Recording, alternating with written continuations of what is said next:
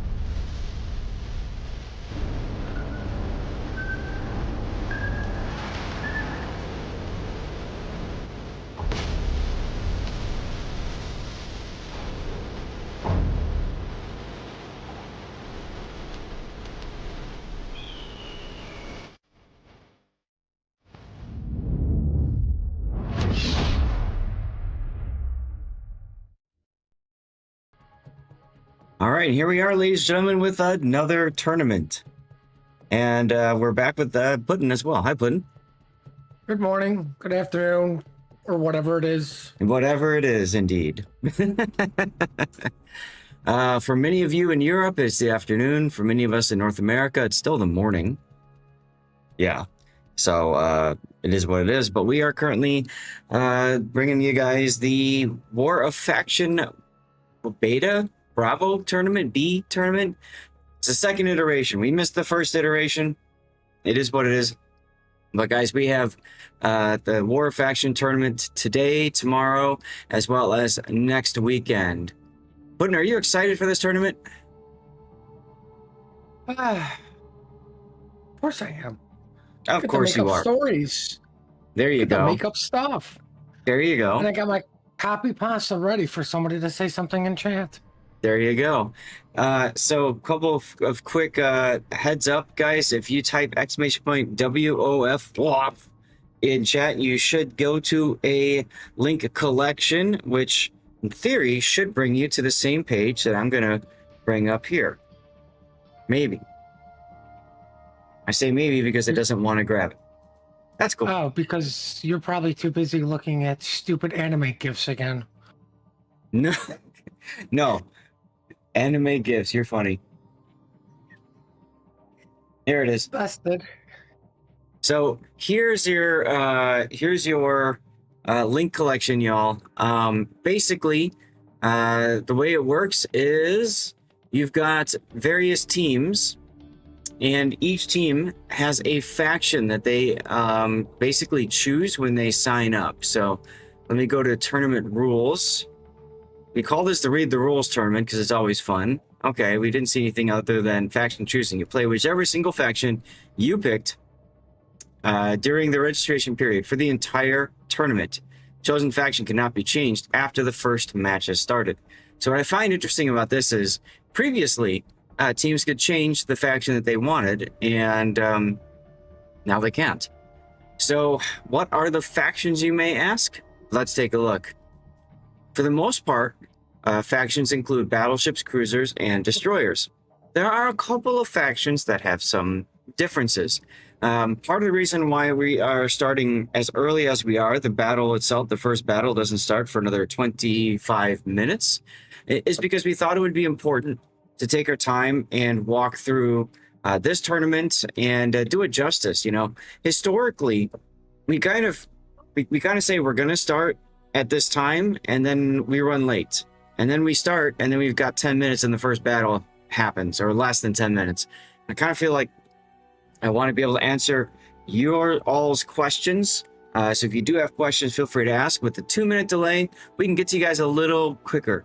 Also, because of a 2-minute delay, we might run into issues with commercial breaks. So I'm going to be a little aggressive with commercials, especially at the beginning. I think I have everything timed out correctly, but you can never be sure. Rubber Duck H, hello. Thank you for saying hello. Don't worry what. Twitch will throw in a commercial at the most inopportune time. That's right. That's right. Andrew with a 20 stream streak. Congratulations, and thank you for streaking. So, anyway, like I was saying, the different fleets here, there are 8 different factions, and each one has basically a pool of ships they can choose from with certain requirements. So 2 battleships, 4 cruisers, 3 destroyers is pretty much cookie cutter for most of the factions. This faction, which is the Twilight Fleet, can bring a tier 11, 2 tier 10s, 2 tier 9s, and 2 tier 8s. And you can see from the pool here, some ships are common ships that we see in King of the Sea, such as Nevsky, Stalingrad, Moskva, right? But beyond that, we don't really see a lot of these ships in King of the Sea. We saw some Delnies. So that's the Twilight Fleet. The Red Fleet, and again, it's easiest if you follow along with your own, looking at the rule set. Exclamation point, WoF. Puts that up there. Waiting for the movie still. And then you can see here for the Red Fleet, This time, 1 tier 11, 2 tier 10s, and 4 tier 9s. Max 1 Moskva, 1 Kronstadt. But you can see they added some other tier 11 super ships, including the Satsuma and the Maine. So what's different from the Twilight Fleet is Twilight Fleet is forced to take a couple of tier 8s, partly because some of the maybe stronger ships are allowed. And then you've got the Asgardian Fleet. Asgardian is allowed to bring 1 extra cruiser. And then they can choose to replace a tier 10 with a super ship, that being only Hanover or Ushakov as their choices. Moving on to the next one, we've got the Aurora, which is the same 2-4-3 setup here. With 1 tier 11, 2 tier 10s, 2 tier 9s, and 2 tier 8s for their limits. And you can see that their super ships can be Satsuma Patri, Maine, Novosibirsk Kandi, and Zorki.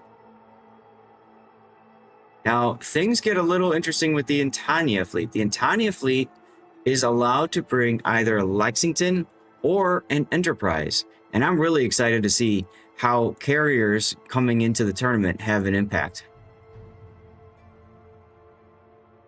Remember, they're only tier 8, and you're up against, you're essentially going to be bottom tier the whole tournament if you're playing a carrier. So you're mainly providing spotting and probably harassing ships that are on their own. Right, Puddin? What about carriers? I was talking about how carriers, I was trying to think about how carriers can be really useful in a tournament, considering that they are tier 8 carriers in this case. Yeah, but, you know, it also takes guns out of the game. It does. It does. You know, and it actually takes HP out of the game too, because, you know, the carrier's not going to want to get spotted. So that is very much a good point. That's 1 less ship for the enemy team to shoot. So that's 1 less ship to divide up the incoming fire. And that's actually, it can be a big deal, right? We see that a lot in randoms and ranked, and even in asymmetrics, right? If you take a carry in asymmetrics, then that's only 4 ships now that are going to be spotted and shot at for the most part. Well, I mean, even climb battles, like, what was it, the tier 6 season? The second, well, I know they did the first one, but it's just like, wow, everybody had a carrier the first week. After that, it was gone, right? Like, even this last tier 8 where, oh, you can bring a hybrid. Cool. First week, they're gone.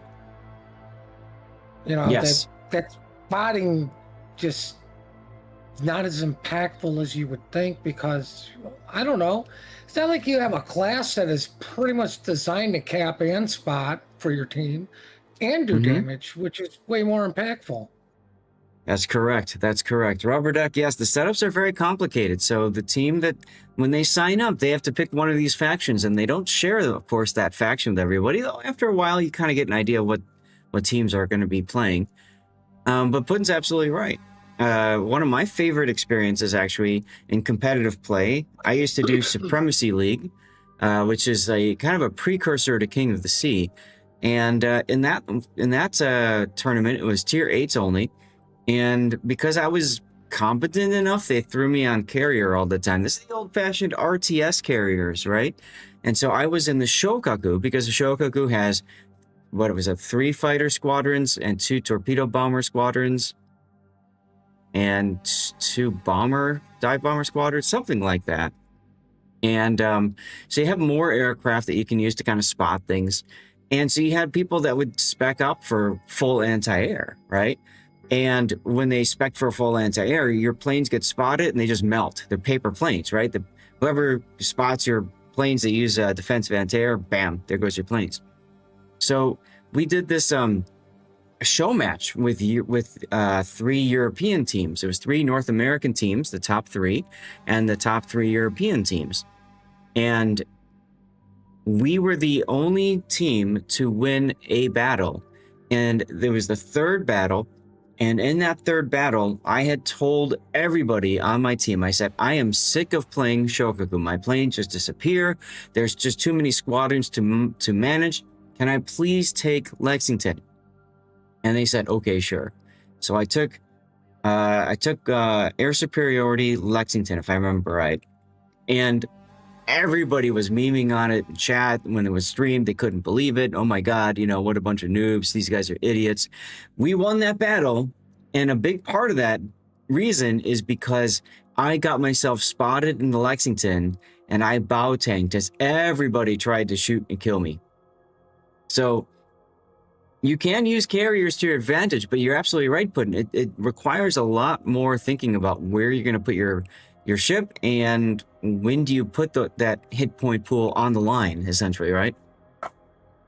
I mean, yeah, but I mean, back in the dark days of RTSCV, you still could kind of, oh, I choose you to die. Because it's funny. What did everybody do? You put you put the Chappie or the what's the other Russian one? But I don't think Cleveland was tier 8 then. But you put your cruisers with defensive AA behind an island, and then you put your battleships in smoke and shot whatever got spotted. That's exactly what happened, and it was murderous when you played carriers because everybody was super respectful of carriers. So what I think is interesting is if you know you're going to be facing a faction, a team that is the Intania Fleet faction, do you then go and spec up a second set of captains? You know what I'm saying? Like for specific ships, do you change from hydroacoustic to defensive anti-air? That is another little, twist on the tournament play. So I really like seeing carriers brought in, and I like the idea that you aren't necessarily guaranteed to see a carrier, and there's only one faction, so you have to decide, do I want to go hard for carriers or do I want to not worry about it, right? No, because it's tier 8. It's a tier 8 carrier. You're going to run into tier 10, so if you're going against a faction with the carrier, just make sure you got the tier 10 guy by you, because like AA is not the same as it used to be. Sure. Now they do pay a hefty price for this too. They have to take 2 tier 8 ships. Yeah. And it's tier 8. Like even the tier 8 cruisers, some pretty decent AA. Absolutely. Well, let's go ahead and move on to the Black Armada. This one is also interesting. This was in the original War faction. This was Section 31. They're allowed to take more high-tier ships, but they are forced to take a couple of low-tier ships as a result. And when I say low-tier, do not adjust your eyes. You are seeing it correctly. Tier 5s. They have to take 2 tier 5 ships. They can take the Ladroit, Maestrale, or the Kalmar, which are decent destroyers at tier 5, but they're still tier 5 ships. So that one's kind of interesting. Somebody say a tier 2 and a tier 10 game? I remember that. Right? So they could take an Ushakov, Maine, Novosibirsk, Jacksonville, Annapolis, or Humphreys. And you can only have one Jacksonville or Annapolis in this lineup. So this one's kind of an interesting lineup. Oh, stack row 1. Moving on to Silver Spear. This one is also kind of interesting because they have some restrictions on Petropavlovsk and stuff like that. These guys are meant to be, this was, I think, the, what do they call it? The Free Rangers, I think was what it was in the other previous war faction. All meant to run maneuverability. So all their destroyers are speedy, gunboat, get in, get out kind of destroyers. What did you say, Gaishu's clan? Right? Go hard like Blue Chew. There you go, Real Durans. So that's Silver Spear, and then finally we get to the other crazy faction. This is the one that allows subs, the Omni Order. So they can have one sub choice, and that's the I-56. Now, these are press accounts. Everybody gets it. So, yes, I-56 is a premium ship, but keep in mind that they do have access to press accounts, and they get all that kind of stuff that way. So, They should have just gave him a 4501 so we can hate on it even more. there you go. There you go. I'm just checking the training rooms. Some of the training rooms are being created. We're 10 minutes away now. Chat, what do you guys think is going to be the strongest lineup out of the 8 that you've seen here? And again, you can follow along, !WoF, and you can see it there. So for this one, you can take Kunming, Pimante, or Devastation as super ships. But again, you are kind of limited in some of the choices for tier 10s. Kitakami. Ooh. That's kind of funny. That's a hard no. What's going on, King Colecat? Well, while you guys are weighing in on that, let's talk about the prize pool. Every player receives doubloons from 8th place up to 1st. Every player gets some boosters. It's just a question of where they place, how many. And these are all provided by Wargaming. So big thanks to Wargaming for supporting the tournament. And what else do we want to talk about real quick? We can talk about standings, the way the tournament is going to work out.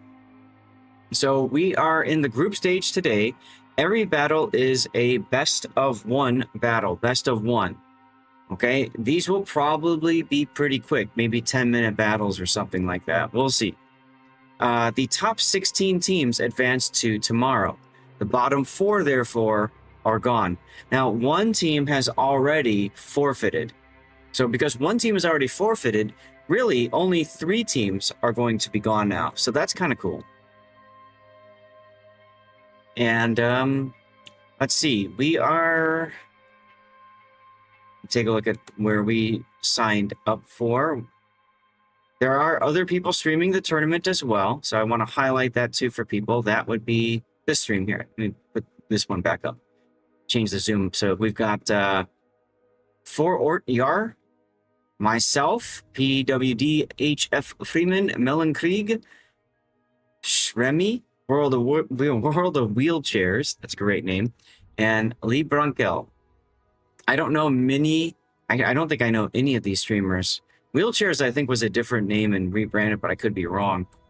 Some of these are English. I think a lot of them are German, because this tournament was put on by German and English-speaking clan, if I remember right. They just kind of put it all together. So you can see 1800 CEST. The next one is 30 minutes after. We're going to try to set it up so that in between each best of 1, we'll get a commercial break going and stuff like that. Speaking of which, I'm going to press my button now and test this off and see if it works. So chat, can you please let me know if you get commercials, and just let me know what commercials you're getting, because it's always kind of fun too. Let's see if that works. So I pressed the button now. In theory, you shouldn't be seeing or hearing me anymore. Duckman, these are press accounts. These are all press accounts. JC 1490, I'm fine, thank you. How are you doing? Welcome on in. Hello, Congo Red. JPK on a 3-stream streak. Let's go. All right, so we're looking for KSC. Yep. I don't know if the room is up yet. Let's see. No, I don't see it. For today, especially the start, I always like to choose teams that I know have had competitive experience, so that we don't run into situations where people don't show up or people cancel, any of that kind of stuff. Hey, Link, how you doing? People cancel? I don't find that hard to believe. Let's see if SDW has formed the training room. No. I would think that we have...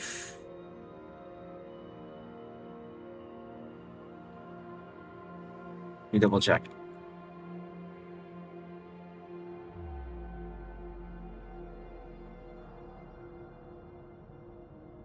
That would be the Alpha / Team 1.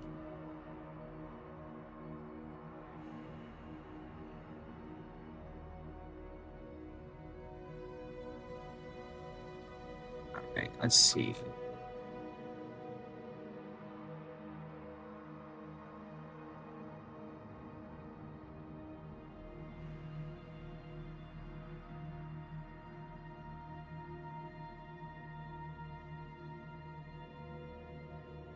And for group stage, so I'm doing right now, guys. I'm just checking Discord, making sure I can see what's going on.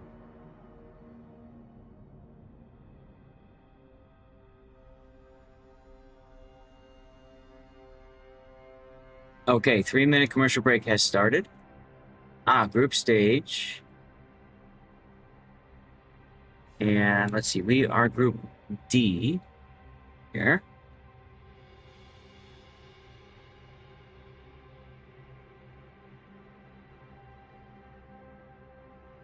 Okay.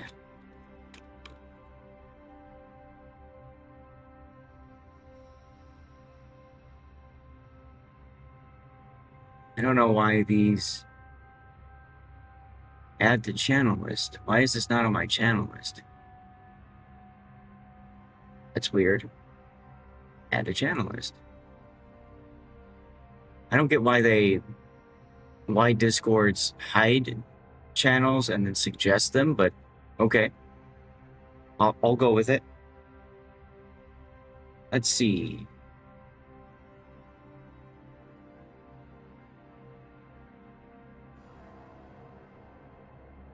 So try typing KSE and see what happens. Yes, this is a Wargaming supported tournament.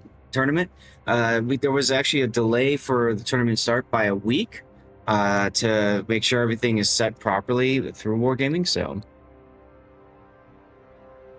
big thanks to them for doing that. Actually, that helped me a lot. I didn't talk about it, but guys, this is my first tournament from the Zath Cave. So that's really exciting, right? This is I just moved across the country, essentially. I'm in a new house and everything. And now I've got my own space where I can stream and not worry about bothering anybody or anybody bothering me. So very excited about this. And it's hard to believe. Why?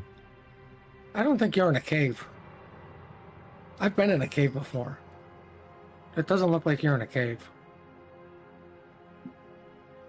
There's no rocks, there's no bear poop, no wild animals.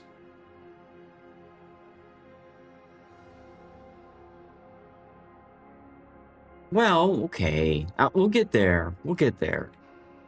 Okay. It takes a moment. Chat, you guys should be back from the commercials now. Thank you for sticking through them. Did it work properly? Did the timing happen accordingly? Please let us know. Let me know, especially, because I got to run all this stuff for y'all. And it's very important for us. We want to make sure that you guys do not see any commercials during the tournament itself. Okay. Looks like KSE and SDW are still not here. I mean, I did pick an NA clan, but this is a later start time than King of the Sea, so yeah.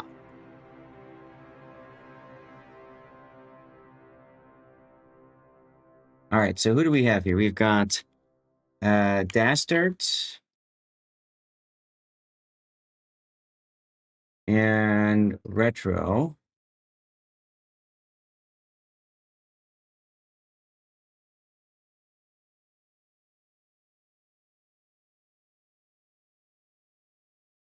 I'm gonna just be proactive and ping. I know it's not like my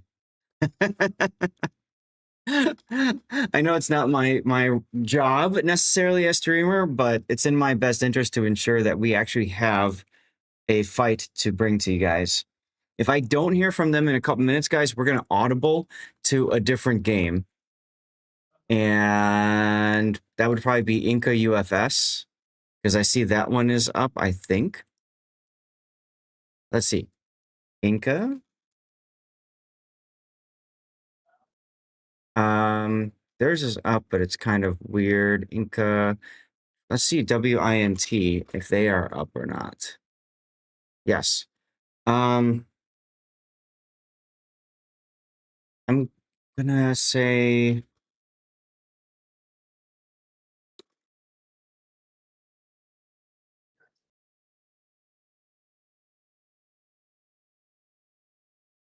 Tell you what, Puddin', Yeah. let's swap. We will cover Win and T versus Mist, okay? Okay. And I need to get my fancy dancy stream helper thing set up.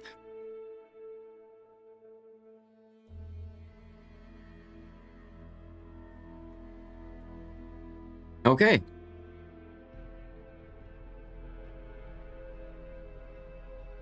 All right. So, I think these guys are either not showing up or are going to be a forfeit. So either way, oh, this is view only. Reload for changes. Reload. Okay, there we go. Now I can put strike through, and we are here now.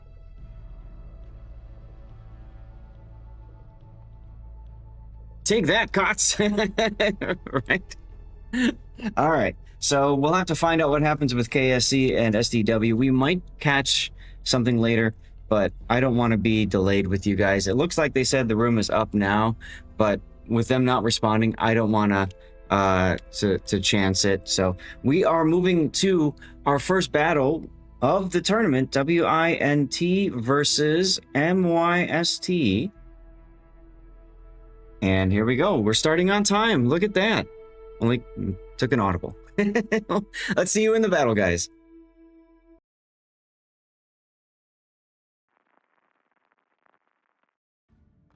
Javo, what's going on, Javo? All right, ladies and gentlemen, our first look at the War Faction Bravo Beta, whatever, B tournament, and already we've got some interesting stuff to show you. So let's start off with WINT's lineup, who did take a Lexington, so we automatically know what faction they are running.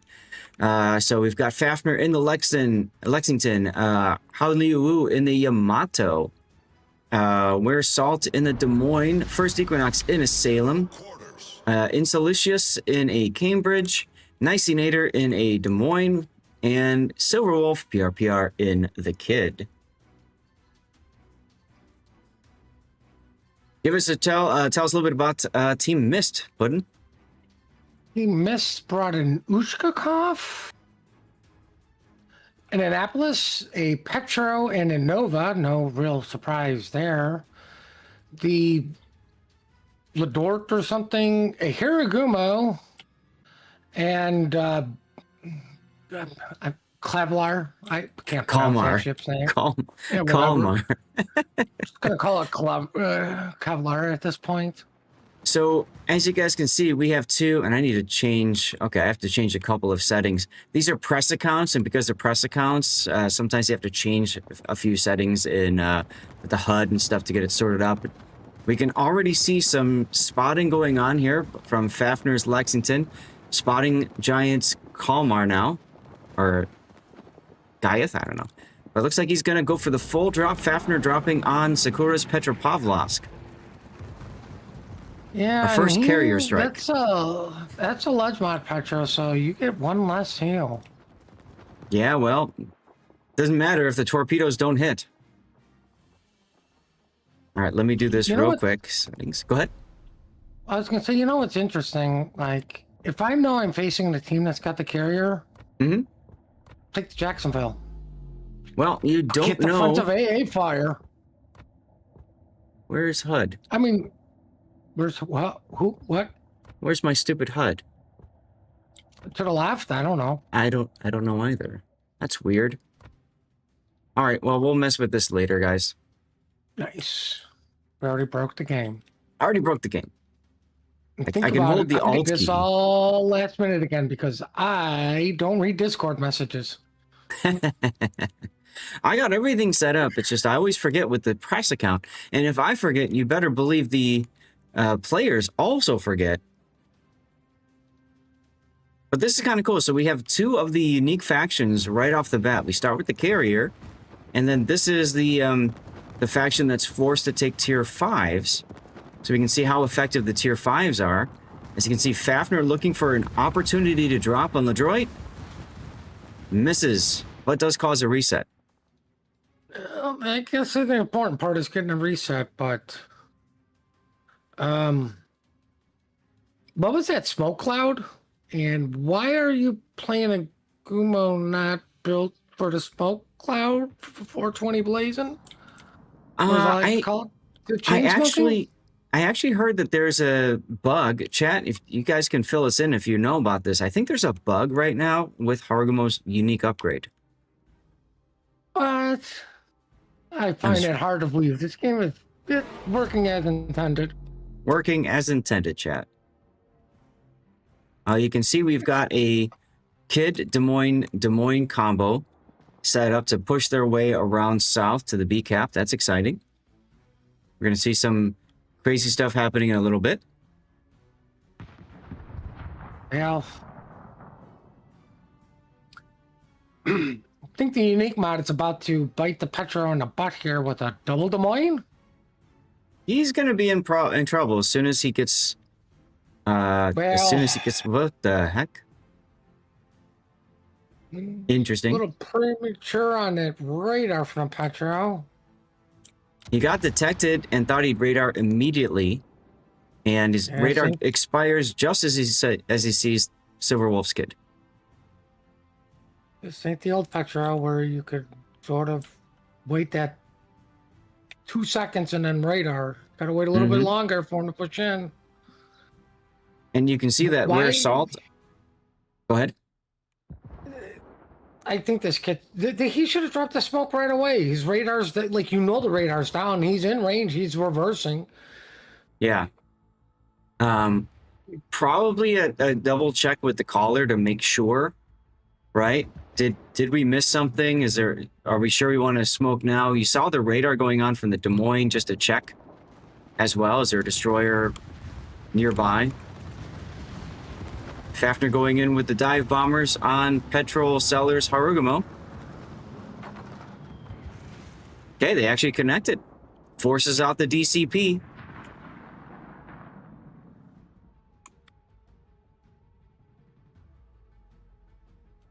And Salicious is in trouble, though, in the Cambridge. He's on 2 fires and showing side to the Annapolis. Black Blueberry, thank you. It is indeed bugged. I thought so. I don't like the Des Moines switching target to the Yushkov. I was just gonna, I just saw that. Like, stick with the Petro, because guess what's going to stop the kid from getting in there? It won't be the DD. Yeah, I agree. The Petro is the better target. Because he's gonna... Oh, no. Silver Wolf, don't go into the B cap. Why would you do that? Why would you do that? You go into the cap and you're going to trigger the radar immediately as soon as you get in. Yes, that's what we want. We need the kid dead. Oh, look, there's the radar. Right. We're still rooting for Team Bravo here. It's okay. He's got to heal. Fafner going in with torpedoes on the Lexington now, too. LeDroit detected.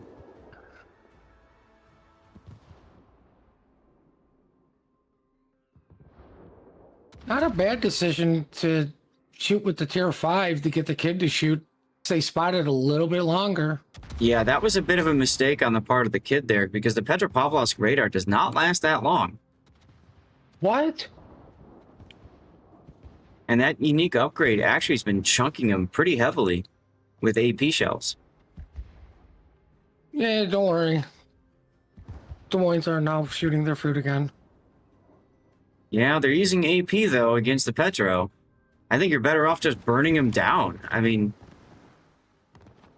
Oh, whatever. Yes, this is what we call a death snail, and that's probably the best death snail they could put together with that team lineup. It's not like it's a horrific one. Hal Niu now in trouble with the Novosibirsk. Just coming straight up to him. He's in the Yamato. This is not a good idea to move so far forward in the Yamato. It's fine. Its turrets got buffed. They took out like two pieces of sand, so instead of a week, it's like 14 business days for the turret to turn. Oh, look, the kid's laying more smoke for the Des Moines. I'm shocked. Well, I mean, that's how that area is going to work.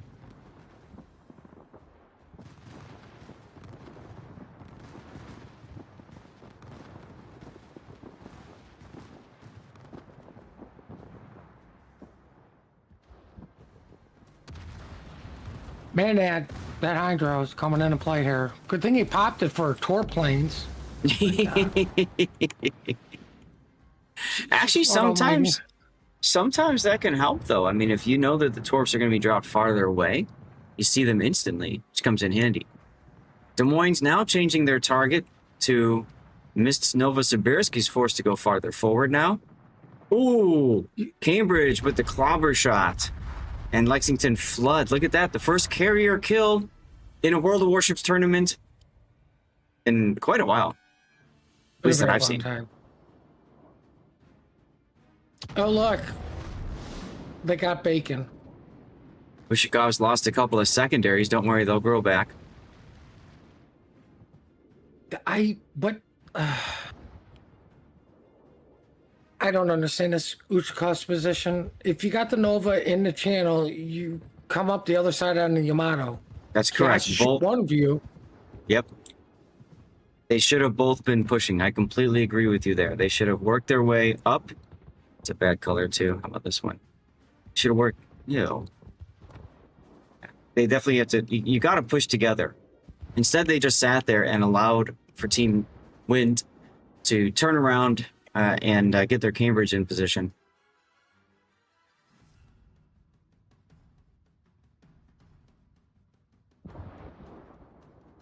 I mean, here's the other thing. Like, both of those ships can kind of take the carrier on a little bit. You know, once that Yamato's gone, what's the Cambridge going to do? Start complaining in chat? Well, the problem is that they don't seem to care about it. You know, like, they're just going to allow the Yamato to sit there. Just blows my mind.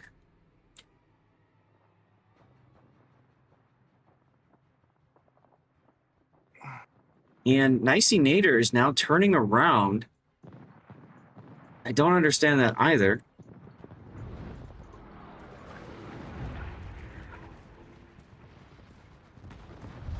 The enemy is about to win.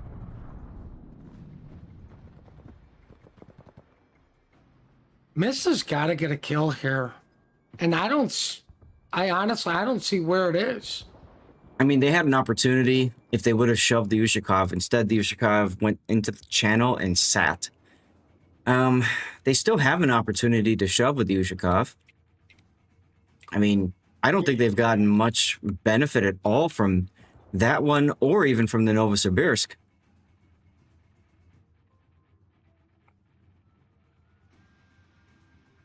I mean, the Annapolis just left the Salem. Mm-hmm. You know, oh, look, now the Yamato is going to the channel to be protected because... Yes. And this is why you move with both ships up the channel at the same time. You move with the Novo, you move with the Ushakov. The Yamato's got nowhere to hide. You get on his cheek, you slap him to death. Done. Even if you ram them with the Nova, you're trading a cruiser for a battleship. Yep. You know, especially one that's got, you know, overmatch because, you know, everybody loves overmatch and that thing overmatches everything and it's just overmatch machine. Yep. Oh, and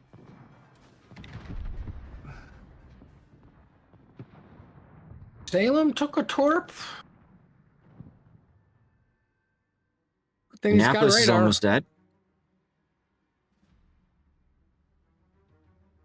There's a radar to detect only the Yamato. Yamato's almost dead.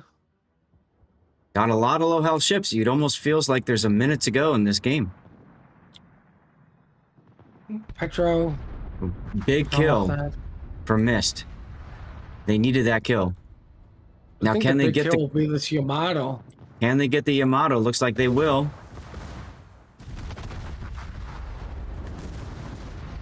Hallyu goes down to the Petropavlovsk.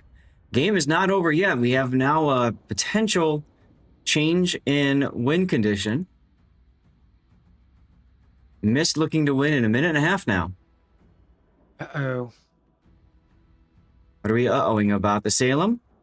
Nice dodge, but nice job from the Salem. He's going to get the Annapolis, I think. Yeah, first Equinox manages to dodge the Kalmar torpedoes.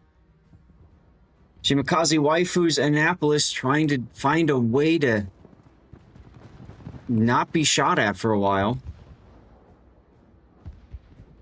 Yeah, I think he's going to find it in the form of sinking. Well, fortunately, he sunk right by a town, I think, right? Yeah. Oh, Yeah. Hopefully they got a Hooter still in business. Wonder if they have any Oh. trains on this map. Look, the Yuzkov Beach, but now on the other side. In the same spot. I mean, smart positioning in a sense. You know Nicey Nader's Des Moines is up to the north. You don't want to risk getting farmed down from that. Yeah, but you need a kill. You do need a kill. Petrocellers Hargumo is out of smoke. First Equinox clobbered by Petropavlovsk. I think the Salem is going to be the win condition for Mist. They got to kill him. They have no more point gain now. 10 seconds until we have a winner for win NT. No, they're not going to get the Salem. He's parked there. And there you have it.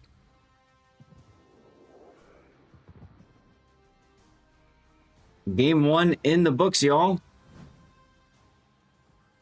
And let's see if I have my fancy schmancy. Oops. There. Let's see if my winner screen works properly. Well, are we one and done? Hey, it does. It is one and done, yes. Oh, God, stupid auto mod. Stupid auto mod indeedy. All right. I got pinged someplace else. Awesome. Okay.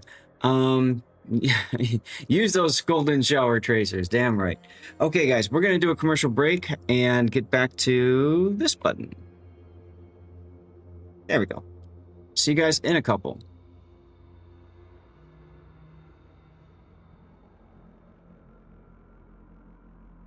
So we have to get set up for our next game, which IDK versus Bloomer.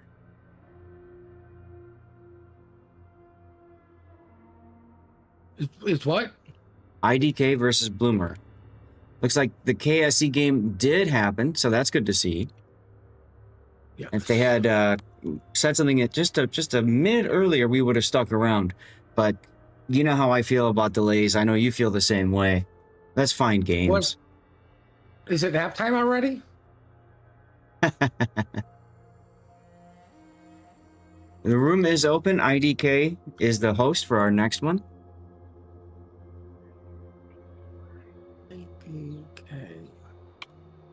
IDK. So what did we see there? We saw the Black Armada, and they lost to the Intania fleet. Now, I don't know that I would say just because of that, the CVs are OP in this tournament, because frankly, I think the Black Armada made some pretty bad positioning mistakes. Intania fleet made some bad mistakes too, right? The kid getting trapped out, almost getting killed. Oof. Oof.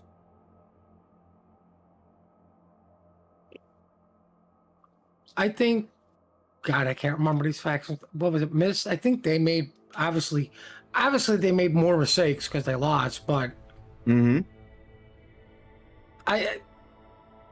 if they would have just pushed with the Yushkov and the Nova at the same time, I would have told the Nova, go for the ram, shoot the other guy, but you got to make sure you get the ram, get rid of the Yamato, you know, and then just keep shoving him forward until you spot the carrier and just delete us that. And the reason I say that is because, you know, we're still going by the point system, and guess what's worth the most points in this game? Good old carriers. That's right. That's right. Now there is a special promo code or whatever, World of Warships bonus code. I put that up in the chat. I'm also going to share a link. This is a link to my this is my affiliate link to the Cruiser book. So if you're thinking about picking up the book, maybe consider using that link. Don't remember if you get anything special for it or not. I thought I had set up a thing for it, but I don't think I have. Oh well.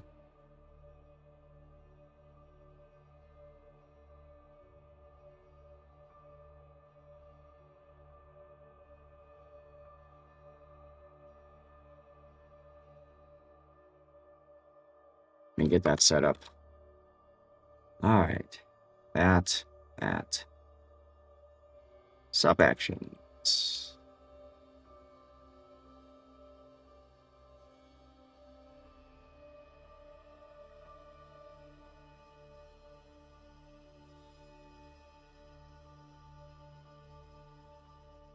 All right, there we go. Let me try now, see if it works. Book. Hey, there we go. Ta-da. Book. All right, so IDK and the Blue Mermaids are filtering in. We are 10 minutes away from our next battle. What can we do for 10 minutes, bud? Watch YouTube? Complain about the 4501? That might take more than 10 minutes for you.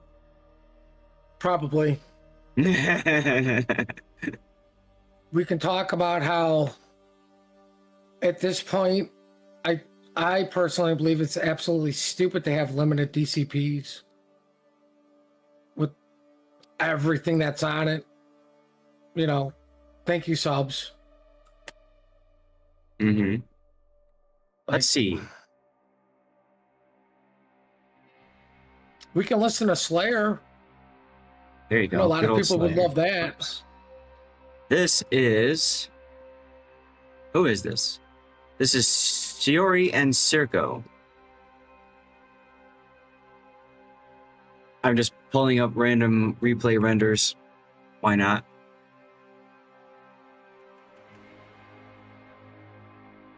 This is a tool that Ria's put together, one of the developers. Yes? We can go in a training room and see if we can kill each other with carriers. Well, that sounds like fun. Not. Yeah, it's be like, you know, the good old days of before Spectator, where you guys had to kill yourself and then, oh, I didn't get the flood. Great, I have to do this again. There you go. Now I'm taking a look at my little commercial break timer here, and it shows that the next commercial break will start in 22 minutes, and we're supposed to start the battle in 9. So there's a good chance that you guys will be stuck seeing commercials during the game. So what I'm going to do is I'm going to push another ad break now. Just a reminder for you guys, I do multi-stream on YouTube, Rumble, Kick, and X, in addition to here on Twitch. So if you ever see ads or something doesn't work right, if you need to flip and find what's going on, pull up one of those pages. I'll put the YouTube and the Kick links in chat just so you guys have them as well. All right, so I'm gonna get that just fired off so we're out of the way for that, okay? We should probably do some giveaways too today. What do you think, bud? Maybe. Maybe? We're just waiting for nap time at this point. Maybe after the next game we'll do a giveaway. We could do Nap one time's now. up. Well, I just give pushed away a free prize of nothing. I just pushed the button to run a commercial break. Now, yeah, so I'll do maybe when the commercial break's over, we'll get it set up, or so I don't know. We'll figure it out. If this one starts on time, maybe what we'll do is we'll do the commercial break after the battle ends, and then we'll do the draw after that. Something like that. For those of you guys who don't know, the easiest way to win, make sure you're following the channel and just typing something in chat every 10 minutes. Then you don't have to worry about is there something going on or not. I know you guys can type in chat about how I'm a moron. I'm unprofessional because it's apples, bacon, and chocolate, baby. There you go. There you go. You know what I think I'm going to do? Actually, is... Make food? Oh, God. Make food would be nice, but no. Get the times correct? Hey, you could have checked too. Right. I'm the one who did my press account 2 hours ago because when I asked, my EU account should be good enough, and I was told, yeah, it should be. So I didn't bother looking at any Discord messages from people. Uh-huh. Okay. And then I told you last night. Right. That's, you but think I was didn't still there? Dude, I didn't know until last night, like that, you know. All right, Fine, I knew what I had to do, got in, got it done. There you go. Let's look at another render here. This is BBBC versus Exile. Wait a minute. We can talk about how I'm an idiot for still playing Minecraft to this day. I mean, sure. Cruiser's book is $100 US. It's not bad. We can talk about how much the Lord Zathbot is upsetting me. Question for the room. You have to take a tier 5 against tier 10s in this tournament. What do you pick? Of the things here, I would probably go with the Kalmar. I might just do 2 Kalmars. Do we have to go off of their list, or can we take any tier 5? Yes, Ledroit, Mistrali, or Kalmar. Mistrali at least can smoke up if it gets spotted by carriers, but that's only one, you know, that's only one possibility there, yeah.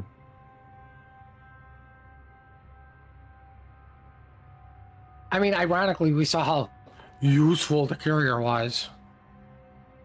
I mean, I think there were way more mistakes than... Oh, the carrier was doing spotting and accidentally flooded out a tier 11. Mm-hmm. You know, ironically, I think the importance of that was, oh, look, the tier 11 can't shoot a plane down for 20 minutes. And you're going to tell me AA is okay? Yeah, AA's fine. Get good.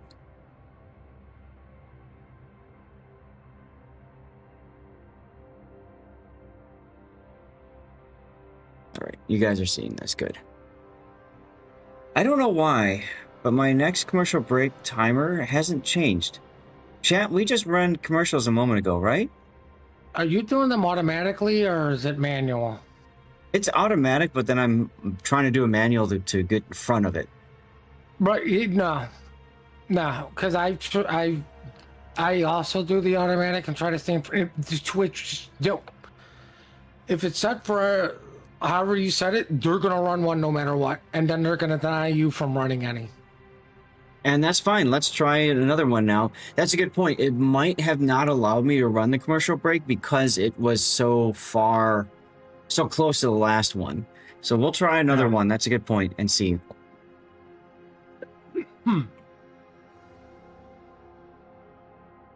I mean, because I keep trying to tell it, just do 1 3-minute ad break every hour. It's like, no, we're gonna cut it up. I'm like, no. I'm like, it takes me 3 minutes to get the coffee, go pee, come back, and usually it's more than 3 minutes. Like, just do one long commercial break. Mm-hmm. I mean, I remember half-hour shows were 15 minutes long because the other 15 minutes were commercials. Right. So hopefully this will work. If it doesn't, we'll mess around with it. I don't know what else to say, guys. Other than I'm hungry. Take a Fujin. Fujin's not on the list here, but yeah, that could work. Arya, good to see you. That's a name I haven't seen in quite some time. How have you been? Japanese destroyer. Well, it's not on the list. I mean, at this point, I really just pick one. Like it's tier 5. It's whatever. You get in trouble, you run to your big boys. So you have a Smollin encounter, St. Vincent. Fujin Kamikaze scare all the other players into not moving. So this is Inca versus UFS.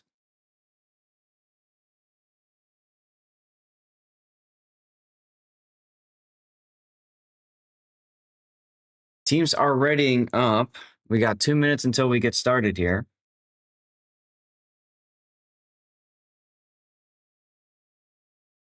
Stresserman did not see any ads. Okay, good to know.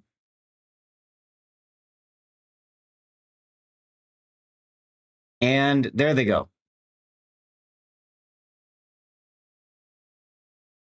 Does Missouri have it? What's going on, Coco, over on YouTube? Does Missouri have what? Missouri in World of Warships is an Iowa-class battleship, tier 9, with really good credit earnings. Well, it used to be. It still kind of is good credit earnings at tier 9, just not as good as it used to be. The problem is the OG Missouri still is really good credit earning. The one that everyone else got, no. Right. Maybe I can make my chat window more like this. Like that.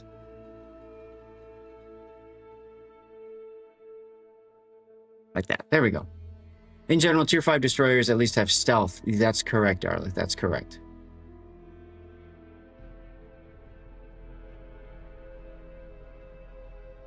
Bravo is ready. Alpha is ready. I'm going to say I'm ready. And it is time for IDK Bloomer.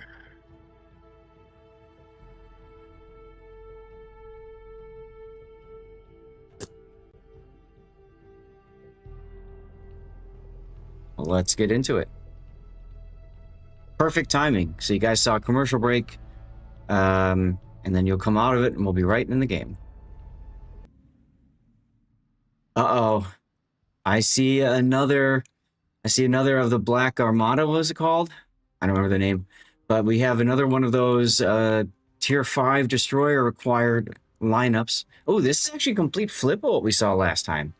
Interesting. All right, well, let's get into it. So IDK in our second game here has Ushakov, Vermont for battleships. We've got Novosibirsk, and Petropavlovsk for cruisers, and then dual Kalmars. Tell us about the South, Puddin. Well, what is this? Boomer? I'm probably just going to say boomer at this point. Go for it. We got a kid set up for smoking. I approve of that 100%. I hope he's got a Zippo. Oh, look, he does, in the form of a Salem. We've got a Deering for Pew Pew. And, oh, look, another Zippo in the form of unique mod Des Moines. We have Missouri with the secondary. Okay, that's an interesting slot choice. Oh, look, another Salem for more Pew Pew. And the Lexington for screw you people, I believe in accidental spotting. This is actually, once again, a good lineup against this particular fleet. So interesting to see how it's going to play out. What were you saying about the Missouri that was weird? Missouri in one of the modules spots. Oh, I keep forgetting that's not secondary. That's main battery range, but yes, still. Interesting choice. Wait, you can put the radar mod up back on that thing? Yep. Yeah. Interesting, because, wow. If you're that close, you better be really good at dodging torps, and you didn't bring vigilance. Instead, you brought, hey, if I'm not spotted, I can go faster. Brisk. Right, you know. Let me get up close with my radar while I run away, hopefully dark. So the nice thing is it does allow the Missouri to get into position to use that radar early. but I don't know if Right, it's going to and be able to. listen, he's listening to us and he goes, no, no, no. I'm getting in a kited position because I'm also running the AP skill so I could burn longer and do more damage with my AP. Yeah, a little bit of greed in that build there instead of the usual survivability, but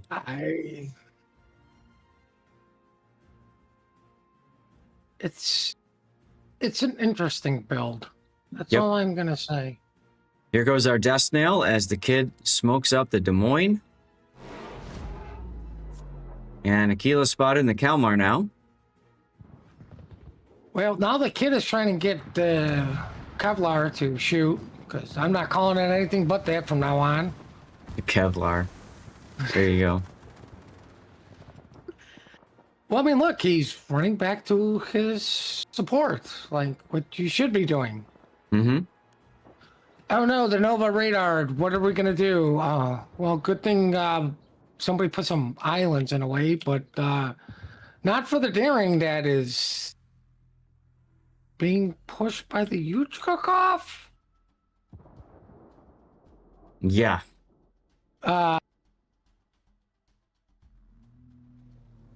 And now Ibuki's Novo Hydro is going to keep him spotted too. They might be under assured detection too. You know, could be. I don't know, but It's a possibility. Torpedoes from the carrier. No, I think, never mind. That's from the Kalmar. No, it is from the carrier on the Ushakov. Lunexia trying to go with dive bombers now. Starts a fire. yeah, I don't disagree with the carrier harassing the Yushkakov. You know, limited DCPs. Yay! You know, Yeah, no, I get it.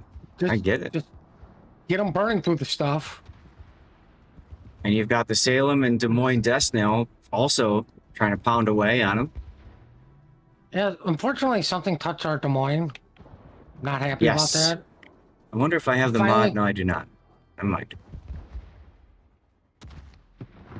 I might, but I've never really used it.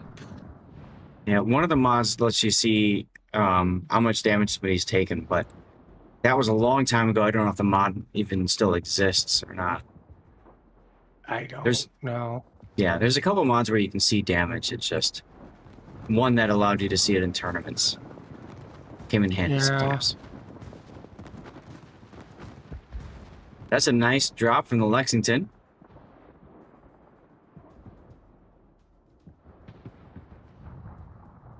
It's gonna be huge if they get rid of him, because at this point, what, you know, Yeah.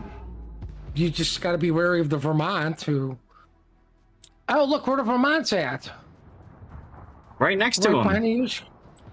So that's awesome, man. Yeah, see- all the cross shooting. They are Just- really relying on that overmatch mechanic.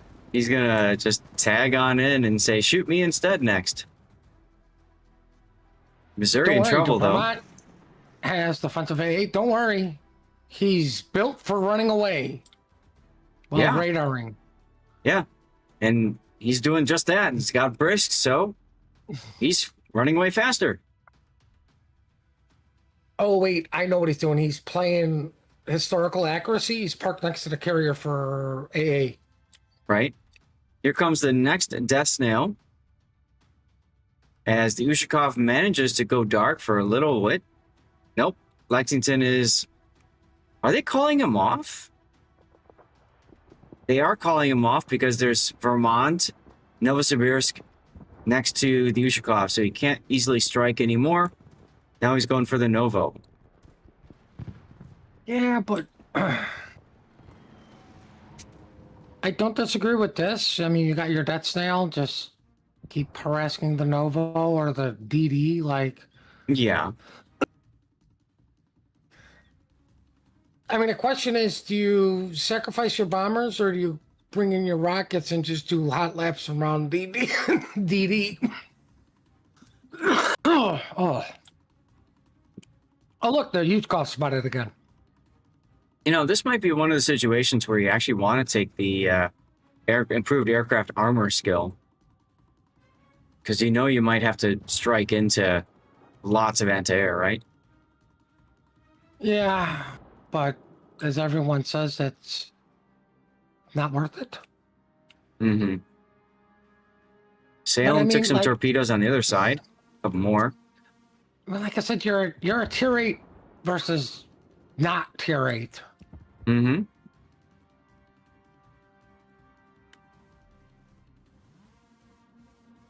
Now the Lexington's found the other Kalmar.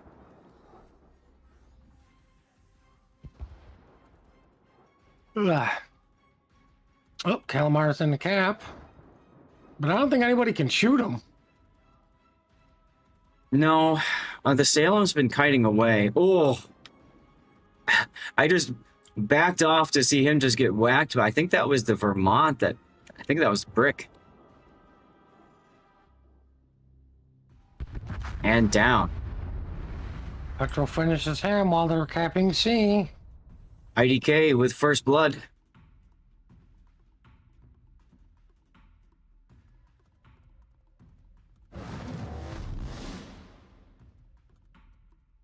Desnail continues to try to make something happen over at A, but this time around, IDK not allowing that Desnail to really do much. Well, more importantly, their Team Bravo's battleship has been pushed to the map border, so That's he's correct. out of the fight. The Missouri has found the border, so Brisk will only help him slide along it, I guess. The enemy is about to win. And the Blue Mermaids have 0 cap control now, and will lose in 3 minutes or less. Unless we just kill everything.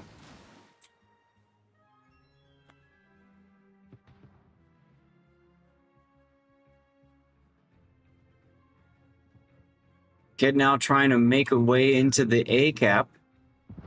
Bloomer he has knows no they choice. have to. Yeah, exactly. No, they have to get in there and do something. Salem's going to take a torpedo. Does not force a DCP. They gotta get into this gap, kill the Nova, because it frees up the carrier to go back after the Yushkakov. Yeah, they might be able to do that, actually.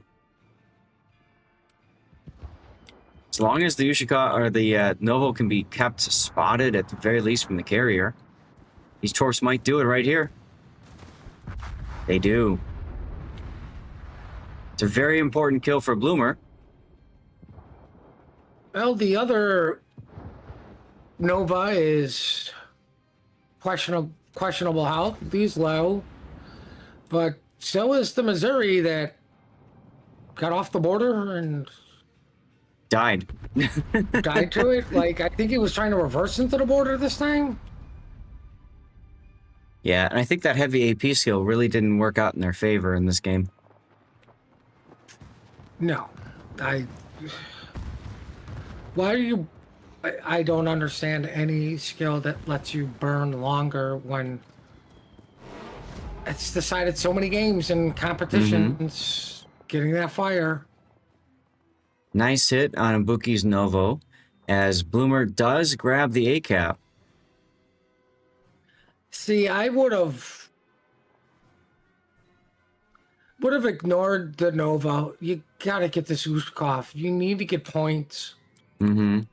And the big points right now is the Ushkov. The other thing is that kind of saves your cruisers from having to go in on it. Salem just takes a couple of big hits there, a couple torpedoes. Master Graf forced to use that heal. As now Novo and Vermont can shoot him in the face. Here comes the Brick. And Brick smashes. 1 minute to go. Oh, look, the Yushkov is still alive. I want to know how much potential damage he had. Like, I mean, to be honest, if it wasn't the Vermont, it was the Yushkov backing up to get the Salem. Like, he's in a very difficult spot. Mm-hmm. Oh, look, And- there goes the Des Moines. Yep. Yep. 14 seconds to go. No way back in for the Blue Mermaids. No. So we have a win and a loss with carriers. Get our death pick here. But Des Moines trying to hide behind a rock and failing to do so. I mean, Oh, I never updated yes. my thing here. Whoops. Oh. Nobody told me I mean- didn't update it. Come on. grant you, we've had a win with the carrier and we've had a loss, but I don't think it was the carrier that made the difference. No. You know? No, that one came really down to positioning and just outplaying the enemy. So big thanks to both teams. We're going to run a commercial break while we get ourselves set up for our next game, which is in 15 minutes. What about your giveaway? Oh, Aren't you yes, gonna do a thank you. Giveaway? Thank you. I do need to do that. We're going to yeet out a code, guys. Make sure you're following the channel, active in chat. You have 10 minutes, which is actually 8 because of the delay. It's a very interesting tournament format. I got to also fix my HUD thing. This is really tripping me up.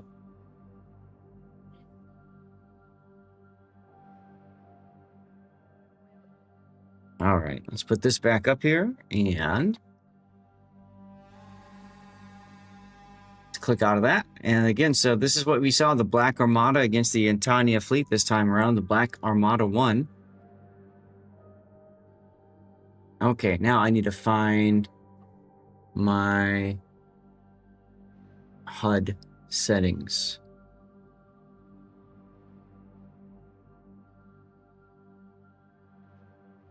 It's got to be around here somewhere, right? I care about volume. Oh, okay. So they moved that menu. It no longer shows HUD. Now it's in battle info.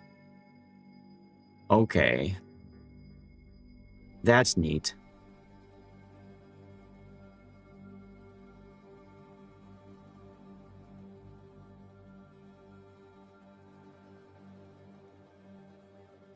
Okay. Oh, It is very interesting to see the lineups. I completely agree with you guys. That's what I was so excited about with this tournament. It really is a breath of fresh air, isn't it? yeah, it's nice. I wonder if somebody took the subs, because it just seems everyone's taking the carrier to tier 11s. Mm-hmm. You know? Sure.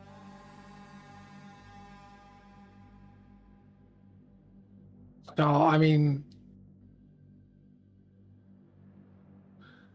as you can see, there's 2 metas at this point. Granted, we've only seen 4 teams, right? So maybe somebody else took something else and we're unaware of it. Ooh, Clyde's on. Yeah, and we just got raided from Chickadee, so thank you very much for the raid, just in time for the commercial break. What? Who? Chickadee. People in there changing their names.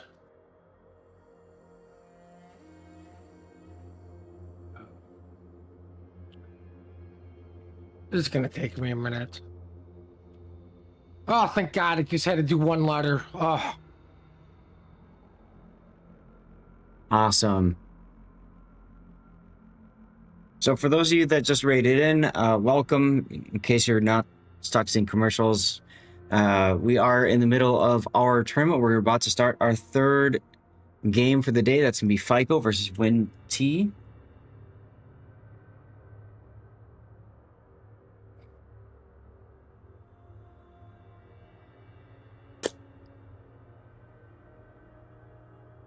Hello, Delani. Hope you guys had a great stream. I'm going to need to grab a snack in a moment here.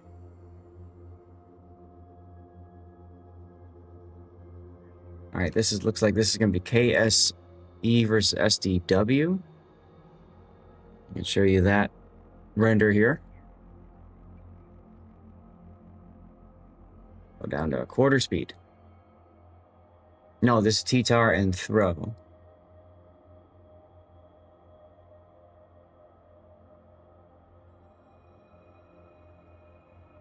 T-tar and throw. Puddin', how are you feeling about the lineup so far? It's different. It's new. I mean, it's not. I mean, Missouri was an interesting choice, but I'd have to see the list again on what other battleship could have been taken besides Missouri. Like,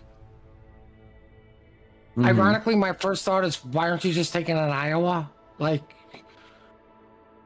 you've got Des Moines and Salem's. What? Like, no offense. What the hell is the stupid Missouri Raider gonna do? Like, and you've got the carrier. Agreed. I mean, probably would have just taken a key. That's guaranteed victory. Oh, you did the collection thing again. Great. Now I got to click and figure things out. Man, I was enjoying my YouTube shorts. Sorry. I'm gonna run and grab a snack real quick. You have about 10 minutes until the next game starts, y'all.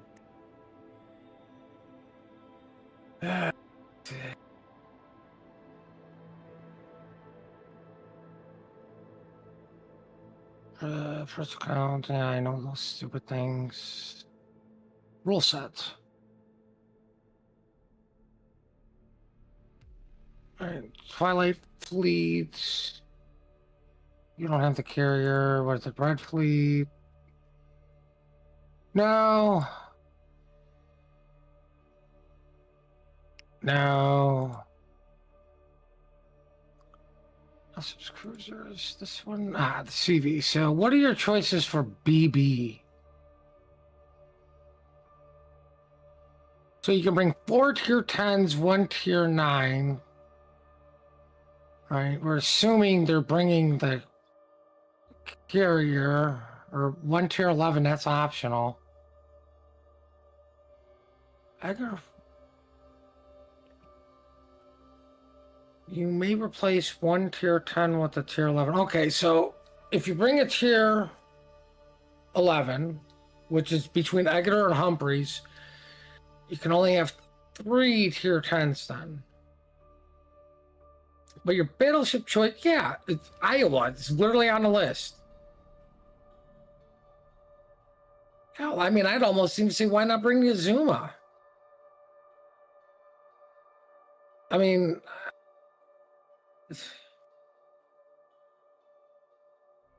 why 2 Salem's? Like, I don't know. I would just go all Des Moines.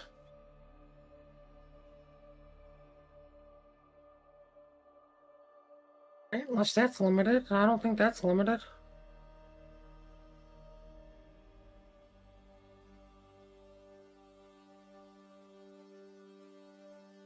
Let's see. You'd have to bring a 2 tier 8.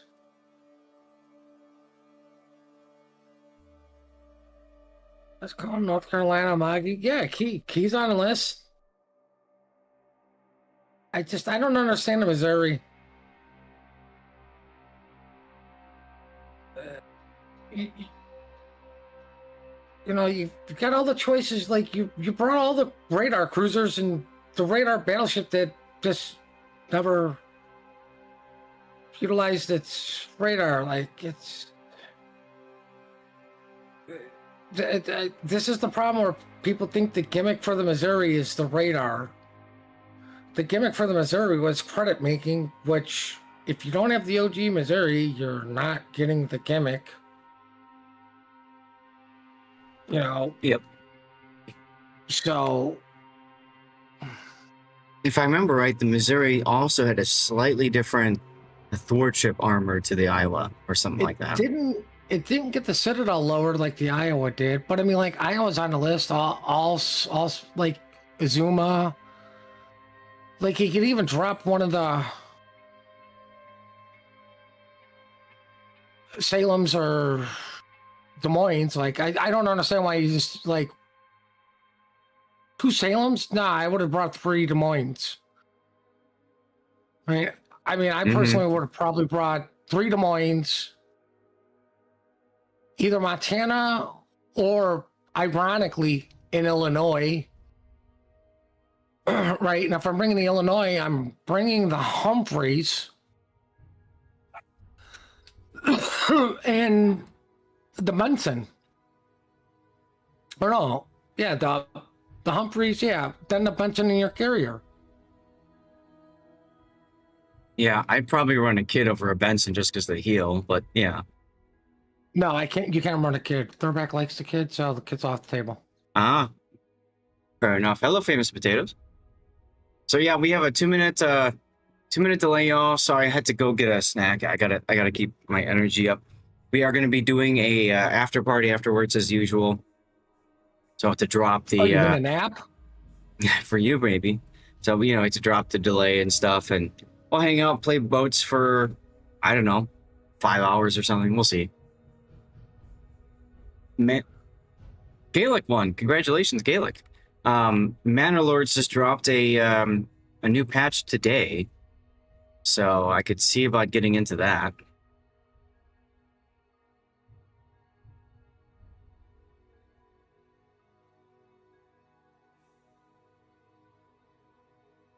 Okay, FICO and NT.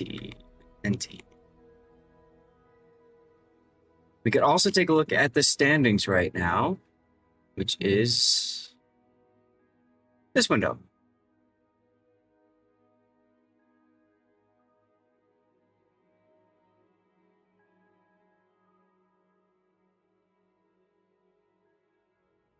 So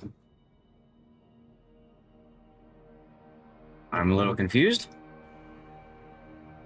Everybody's got the same point spread. Nobody has lost. That's good. It means Team Bravo's winning, baby. Ah, there we go. If I refresh now, it shows. So we've got Exile, FICO, TTAR, and KSE currently on the bottom, along with TFD, Mist, and TBFF. One of these is the forfeit team. I don't remember which one. I would imagine it's the one that's lost 2. Siori's won 3, Throws won 3, SDW has won 3. And we were going to catch the first one against KSC. I agree, Darlith. I think Illinois would be a great choice for this with 2 Des Moines, and you just go and you buzzsaw everything dead. Yeah, I mean, like you brought 3 radar cruisers. Mm-hmm. What the hell do you need a 4th radar in the form of, hey, I'm spotted, stay away from me? Because at 9.5, I'm going to hit the, the magic button and not spot anything because I'm spotted way before that. Well, and the Iowa also got a buff to its heal, if I remember right. So it reloads quicker than Illinois, or than Missouri. Lowered Citadel, better heal. I mean, well, like I said, like the Illinois is on there is an interesting choice. Like, yeah, to start pumping everybody with AG. I agree with you on the Humphreys, though. That would be a good choice. Edgar wouldn't be a bad choice either, frankly. But I mean, here's the thing: you're bringing the carrier. What do you want to do? Shoot everything with AG and get rid of its AA for a couple minutes, right? Until it goes back. Agreed.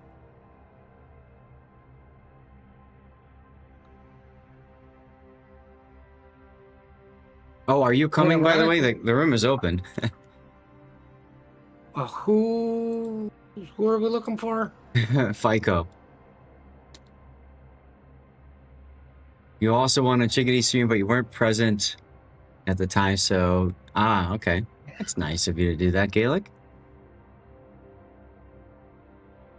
Didn't PR bring the carrier again? I know we've seen these. I know we've seen WINT.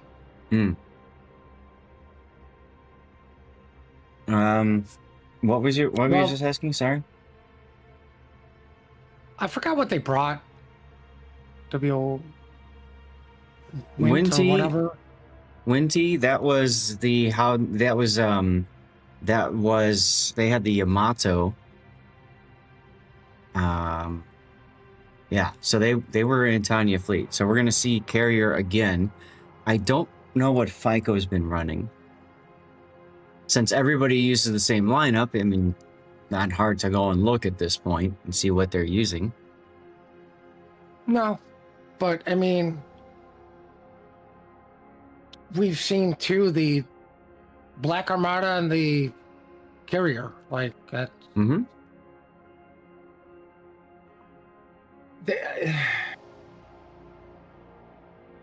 I would, as much as I hate them, like in order to get anything fixed, you got to put the stuff in competition. I want to see sub.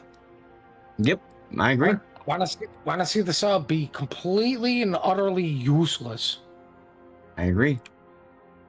Chat, we are dropping, so we'll see you in the game in 2 minutes in your future. Or 7 minutes in your past. Sure. Oh, look, it's what we've seen before. Oh, Wisconsin, that's an interesting choice. Yeah. So FICO, we've got Ushakov, Wisconsin, Novosibirsk, Mistrali, Marsu. And tell us about Winty. Hold on, I was looking at something. They brought ships. Interesting ships. Ships that go boom and quack. Alrighty, we've got the Salem because what do you need an extra Des Moines for? The kid set up for smoke something. I'm going to go out on a hot limb and go with Salem Des Moines. Yeah. The Cambridge, we've seen that before. New to the scene, Hawaii, Yeah. Montana, and Lexington. Lexington seems to be the hotness for the carriers today. This is our third battle. We covered Winty at the start because we had to make that audible. And once they choose their faction, they have to stick with it. So being that this is the second time, we're going to see the second time of a carrier involved. Hao Liu no longer in a Yamato this time, choosing Montana instead. I like that.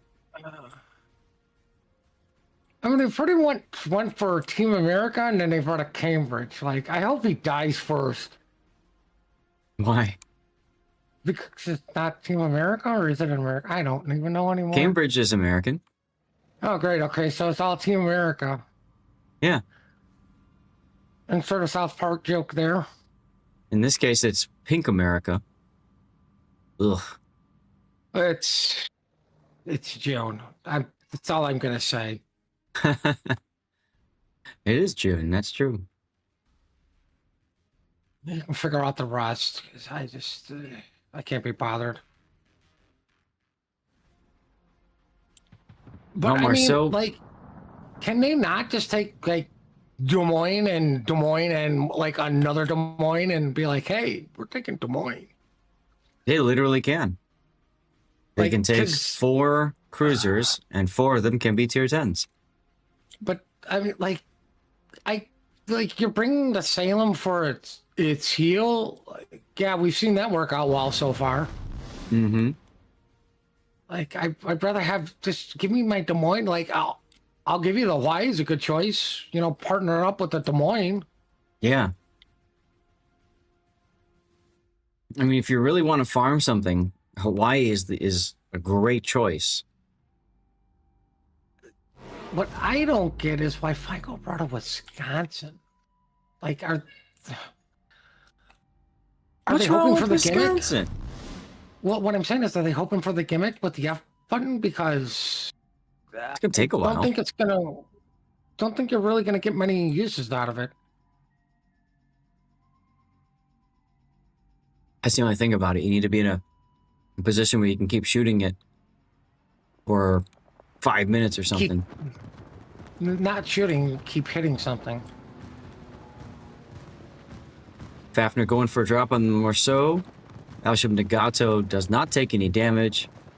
And he's using defensive A to just chew up the planes.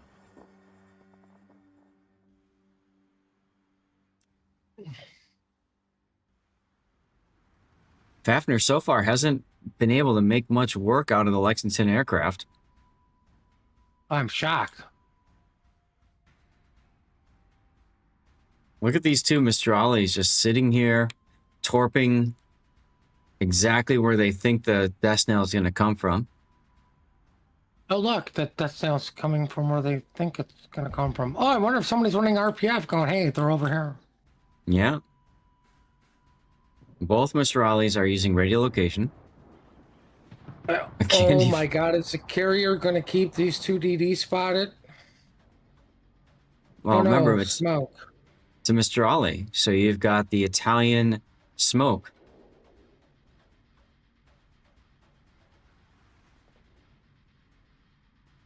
Ooh, all right. Fafnir manages to get a hit in on the Mistrali through the smoke. Pretty impressive. Haven't looked at the other side of the map. Nothing's going on. Back to A. Why he's doing a job farming out the Wisconsin. Yeah. You pronounced apples wrong, by the way? Hmm. Just, I'm here to remind you of that. Oh, look, Thank the you. carrier is still hovering over where the smoke's at and shocked and keep making them run further away so the kid can get on cap because Nova. So that's the thing about the Mistrales, right? So you know at this point what wind he is using. You've seen they're using the carrier. So at that point, Mistrali is a good choice because you can smoke up and run away if you get spotted. And I like the idea that the two of them are working together so that they almost always have a smoke available. Like they're going to come out now and they're going to be exposed for 30 seconds before the next smoke screen. Let's see. What do they have on the other side? Big push coming on the other side, actually. Well, I was saying maybe you sneak the Y in the A camp, but no, like at this point, why is the kid not going in? Radar's down. Yeah. No, that's a great point. Battleship Nagata once again managing to dodge the incoming fire. All right, we're gonna have to put a bounty on him. I don't like him dodging. Link, thank you for being here. And I agree. These are pretty well balanced teams.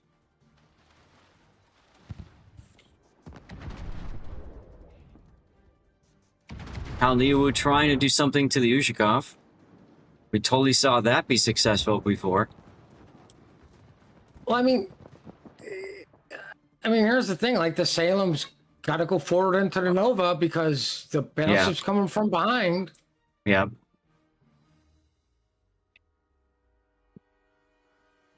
Something else I need to do, I think, is turn the fog off. Yeah, I still say I would probably pick in Illinois as my battleship. It's just stupid easy to understand, right? Well, Forehead, aim, shoot. You get battleship armor per se. Granted, you get the battleship burn time, but you get cruiser reload here. Like it's another Des Moines on the field. Speaking of Des Moines, I love how nicely Nader keeps trying to hit the citadel of Doomed Yuri's Novo, and I'm just watching all these AP shells bounce off the deck. Are you sure he's not trying to shoot the guns? Because that seems to be a popular thing. Oh look, there's a Marceau yellowing. Take a look. First Equinox is about to be first blood. Oh man. Hold in time. Oh, two huge kills. He's got that super heal. We're just gonna wait for it to kick in. Right? It's not kicking in. One reason why it's nice to take hydro instead of radar. Yeah, We'd have a little bit more warning on that. I've been told I'm an idiot for wanting a hydro Salem. Well, once again, focus fire is on the Ushikov. Oh no. By the time that Yushkov burns out, I'll be in nap time. Mm-hmm. Why getting in on this now? I mean, why he has to. Mm-hmm. Like, I mean, granted, the Monty probably could get a good touch here. Nope. But, I mean, that was his front guns. I think he's still got his rear loading. Oh, no, there comes all of them. Yep. All right, very important kill for Winty. Extends the game a little bit. They are still down. They're losing A-cap now to tier 5. Yep, and Battleship Nicardos But I mean- Marceau is just going to walk in the sea and grab it.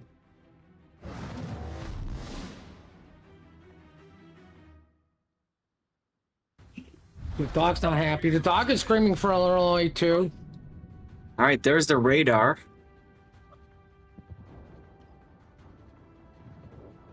Everybody's shooting the Mistrali and A-cap and missing.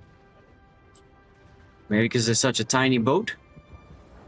No, its engine's out. Mistrali popping the smoke despite being in radar. That's always worked out in everybody's favor. It's a fun trick. That's a fun trick. Wait. They're not doing I saw on COTS dropping depth charges to make everybody miss? 'Cause Oof. that's always worked out. We missed the charge of the Novo on the Hawaii. I have no idea why he came out to try to make that happen, but okay. Boredom? Yeah, I'm gonna go with boredom. I mean, your better choice at that is focus on one ship at a time. Get that one down. Unless you've got some an additional ship to support you, it's kind of hard to make that YOLO charge. Speaking of YOLO charging, Hollywood's Montana trying to make its way into the sea cap. If only he had a he doesn't teammate that have could spot for him. Doesn't have a choice. Nope, Well, I mean, he's spotting with his face. pretty much. You know, the old-fashioned way. The way Thurbeck loves to spot things in his destroyer. I'm going to use my face. I could see that. HE in the barrels for the Marceau. Nothing. At Little bit. At this HP, you're probably better off with AP. If you live long enough to load it. Lexington is going for the Novo? Interesting choice. If detonations were a thing, maybe I could see that.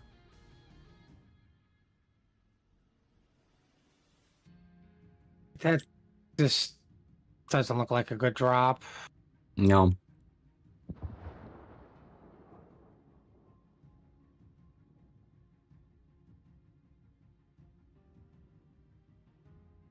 Nope. So this will be a loss for Winty, a win for FICO in 20 seconds. I mean, once again, I'm just not seeing the impact of the carrier as effective as you would think it would be, because the key thing is you're taking guns out of the game. Like, carriers can't just yeet something anymore. Yeah, I think that in this particular battle, I think they didn't utilize the carrier appropriately, and well, we saw this before in a previous battle too. You got to focus something down. That's what carriers do great at, and getting things dead. But I think a Marceau is a perfect counter to the Lexington. Well, I mean, the other thing is, like, what does a carrier do? Get something low for everybody else to finish it. Get a DCP out. Right. You know, that's why I'm saying, but bring in Illinois. If you're going to bring the carrier, I bring in agree. Illinois. I agree. I think teams are trying too hard to make things work, and it's failing for them. But hey, it is what it is. Chat, that's another game in the books. We're going to get a commercial break going, And the next one after that is round 4 of 5 for the day. Exile versus SFF5. We'll see you soon. You know, like, here's another thing. Why not take? Why are you bring the Sherman? You got the carrier to spot. Mm-hmm. Like, bring the like. You bring okay the over PR there, bud? farmers. I don't know. I clearly don't understand what these teams are trying to get done. I mean, using carriers in a competitive environment is obviously very new. And so I think as a result, we have teams trying to sort out how can we utilize things. Go away, fog. How can we utilize things, you know, incorporate the carriers for whatever. The Lexington doesn't get. The Lexington's not a support carrier, is it? No, that's the Yorktown. Yeah, bring the Enterprise then. I mean, at least those bombers were. They're going to hurt everybody. I don't care what you are, what tier you are, how fast you go. If those bombs hit you, they don't tickle. It's like dropping a cement truck on your face. It doesn't feel good. Enterprise's dive bombers are AP, and so that makes them better against cruisers. Not so good against battleships, of course. No, wrong bombers. Isn't what do you mean wrong? That's the Hornet, isn't it? Oh God! Yeah. See, you're getting confused here. Yeah, let me pop bring it the up. Hornet. Just tell everybody you spelled Enterprise wrong. Yeah, the bombers are AP bombs for Enterprise, and so she's great against cruisers, but not so much useful against destroyers or battleships. And I think that's why we're seeing Lexington quite a bit. Also, her rockets were nerfed to oblivion back during the point and click adventures phase. Everybody's rockets were nerfed to oblivion. Like at this point, they need to. I know. They need to revert that change. I mean, I'd still say the thing for the carriers with all this, oh, carriers suck, you know. Just buff destroyers AA by 400%. There you go. Start changing the numbers until you're happy with them. Right? Because I really, really, really hate it when it goes, oh, he accidentally spotted me. No.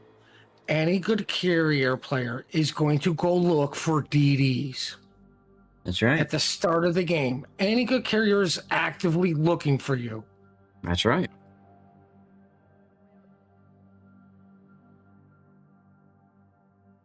Ironically, what he accidentally spots looking for the DD is the cruisers in the battleship.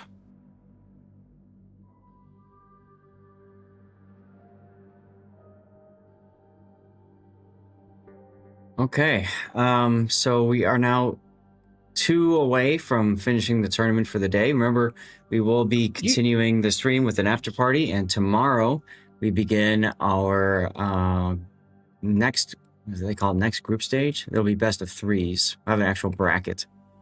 Yeah, but because I didn't watch the movie for the Read the Rules, here's some food for thoughts for the tournament guys. Like, pretty much we're seeing 2 fleets right now. Granted, somebody else could be doing another fleet, but pretty much seeing Black Armada and its EV. Hey, guess what you can't bring tomorrow? No no carrier, no Black Armada. Pick a new fleet. Right? Showcase some of these other fleets, their strengths and weaknesses. Yep.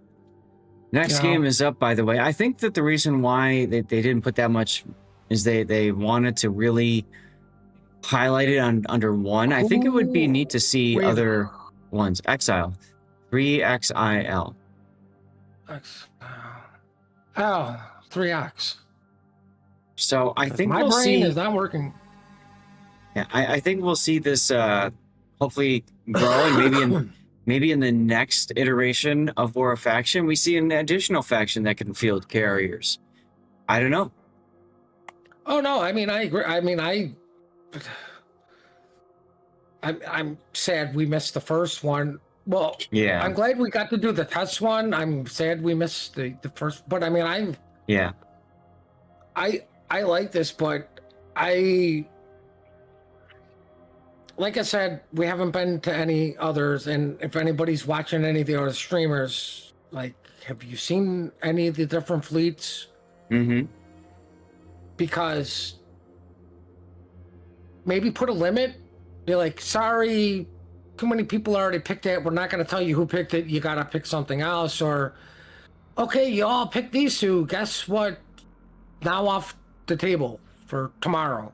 And tomorrow, it's like you say, it's another guessing game. And ironically, it's when things start to matter because it's, series, Yeah, I really feel like there should be an opportunity for teams to change their faction or for the faction to be dictated to them. And I think that would be kind of neat to see either way. I would certainly hate to sign up for this tournament and then pick a loser faction, if you will. Like, you find out, oh, wait, carrier doesn't seem to be working so well. Now you're stuck with it the whole time. You don't have to play the carrier necessarily, but the whole, team lineup, the pool is predicated on you bringing a carrier, right? Yeah. I mean, why else would you pick it? Like, if you pick the one with the submarine, why are you not taking the sub? Yeah. But so, considering we missed the first one, but we saw the test one, like, we really saw how ineffective the sub was. Like the sub wasn't even annoying. the sub was interesting, but yeah, I think we had one game we covered where it had an impact. It just, everything else didn't work around it. And again, you're not talking about taking the most competitive players in WoWs in the most competitive tournament in WoWs and adding carriers or adding subs. You're talking about having a tournament created that anybody can join, and then putting forth these different ideas. I like the idea that you only have 8 factions, and each of the factions can choose from within the different pool of ships. It does add a lot more variety to it. But on the other hand, I've had a lot of people say, wait a minute, what is this tournament? Where did it come from? I mean, it's been on my Discord. I've pinged it out, a while ago. I've talked about it on stream. But unless Wargaming wants to do something to really fully support these kinds of tournaments, we're going to continue having these kinds of situations where a lot of people just don't know it exists. And they're missing out, frankly. They're missing an awesome tournament.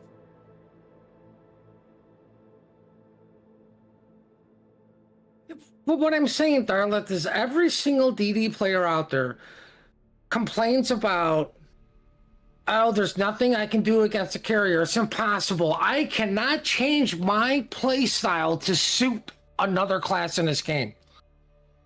Oh, if the carrier's on your side as a DD, guess what? You can't be that aggressive. You need to be with your team. You need to be with the AA bubble.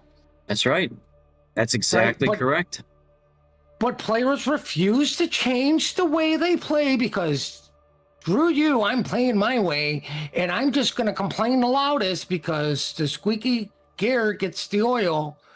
Just buff the ever-living crap out of the AA, because even when I take carrier, I will do hot laps around a DD if one person shoots at it. Yep. I will just do hot laps all day long until that thing is dead. And then I'll bring another set of planes and do hot laps until it's dead. I did that in ranked with my Azure Lane Hornet. If I'm losing my planes to the point to where, like, nobody's even doing that much to the DD because my planes died that fast, guess what? I might go do something else, or I might actually drop on the DD to try to kill him. Mm-hmm. But at this point, I can do hot laps for a minute and be like, oh, look, the squadron's fully repaired. Bring it out again.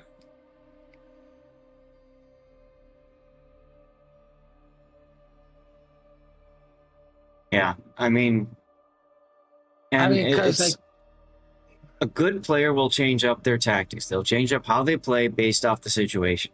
A bad player, yeah, as you said, will just play their game, and if they lost, it's not their fault. So, yeah.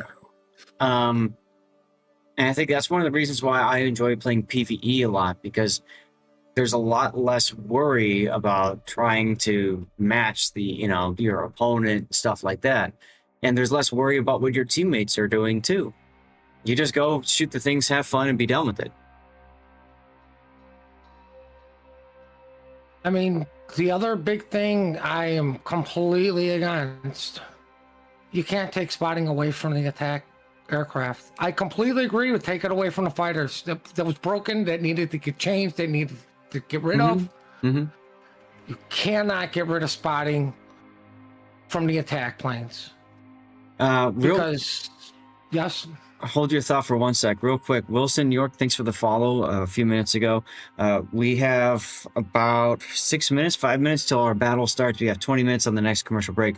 I'm going to run a commercial break right now. If you want to continue listening on this and you're in Twitch and you're going to see commercials, don't forget that I also multi-stream on YouTube, Kick, X, and Rumble. So you've got another opportunity to have another tab open while you got your Twitch tab open if you want, and you can do that. All right? Sorry, Puddin', go ahead. What, during commercial? No, but if you take spotting away from carriers, carriers already get what I say, they get negative experience. They don't get the same experience everyone else gets. Oh, absolutely, right? yes. If everyone gets 1 for spotting, carriers are like at 8 or 7. Right, subs are at 40, 42 because, God forbid we don't protect the subs. But carriers are going to get less experience. They're going to have less impact, and people are not going to play them. And guess what? We're going to be right back in the same situation we started in. Wargaming wants people to play carriers. Mm-hmm. So what's going to happen then? They're going to start reverting changes and upset people. That's why I say just buff the crap out of DD's AA until you're in a happy spot to where they can shoot some planes down, but there's still the opportunity for the carrier to spot for his team and do good. Yep. I'm not it's not like I don't understand the frustration of playing a DD in a carrier game, and that carrier's just got a massive, you're my new toy. It's frustrating, but you gotta look at it from the other side too. Like, Wargaming did these changes to get people play carriers. I always felt, to me, I always felt that carriers should be focusing on going in and doing damage. The whole idea of I'm going to prevent the other carrier from doing their thing, to me, that's just BS. I mean, you don't have a battleship that prevents another battleship from shooting it. I mean, I get it. You got the Italian battleships with smoke, but, I don't like the concept that this one class has to do both things, right? They have to, and plus spotting. So you got to spot, you got to damage, and you also have to prevent the other strike incoming. Because let's be real, when there's a carrier, all of a sudden everybody in the game expects your planes to be protecting that one player. Where's my planes? Where's my planes? I mean, so it's a bit on the frustrating side of things to play as a carrier, and then on top of that, like you said, the negative experience. So good luck winning battles or saving your star in ranked. I mean, I think the fighter changes they've done are for the positive. But I mean, I agree with you, but the sad thing is that ship has sailed a long time ago with them, so like we have to look at what they're doing now. Yep. Because I agree. I'm like, you should have just completely got rid of the fighters from carriers. Guess what? Nobody's asking for fighters. There's no more fighter problem. If they literally just got rid of fighters from carriers and only had the fighter to protect the carrier, what do we literally lost 90% of the problem of carriers. That's right. You know, just get rid of the fighter would have been is the easiest solution, but nope. Yep. Nope. We're hellbound and determined that their job is to do this, that, and the next thing also run over submarines. So we're both teams are readying up. I'm looking at the standings. SFF5 is in 9th place right now. Exile is in 19th place. So sorry, I just refreshed. They're in 20th place. So Exile really needs the win here. And SFF5 is actually in 14th place. So this is actually a pretty pivotal game for both teams to make sure that they can advance to tomorrow. Very interesting. So anyway, thanks for being here, everybody. Looks like you're back just in time to get started from the commercial breaks. I appreciate you all sitting through the commercials. I know it's a pain in the butt. I saw somebody saying their feed got broken after the commercials. I don't know what that means.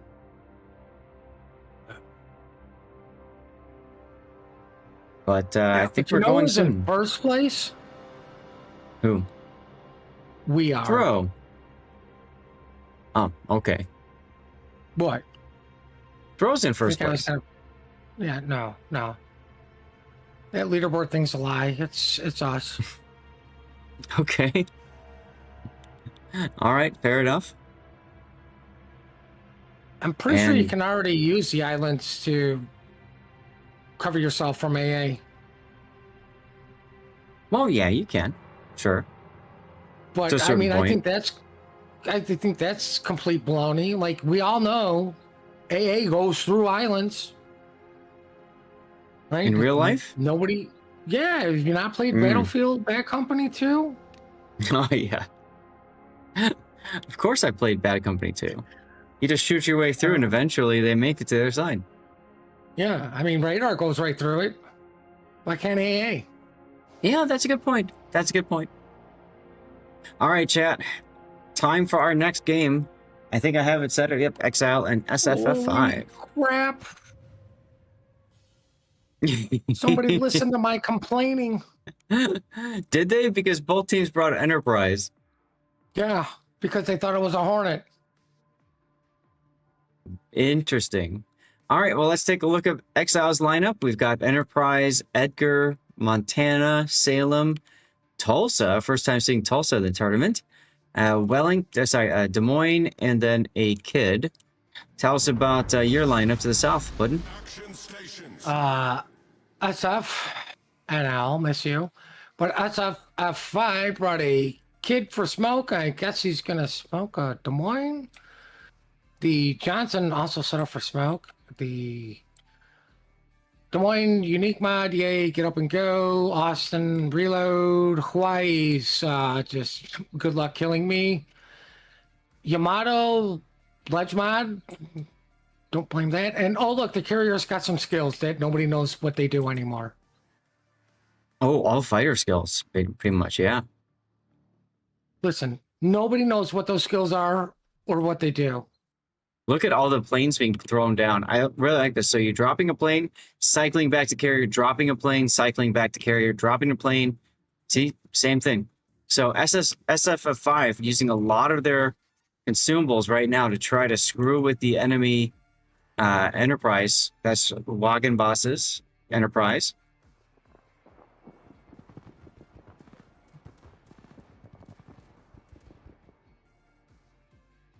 Austin.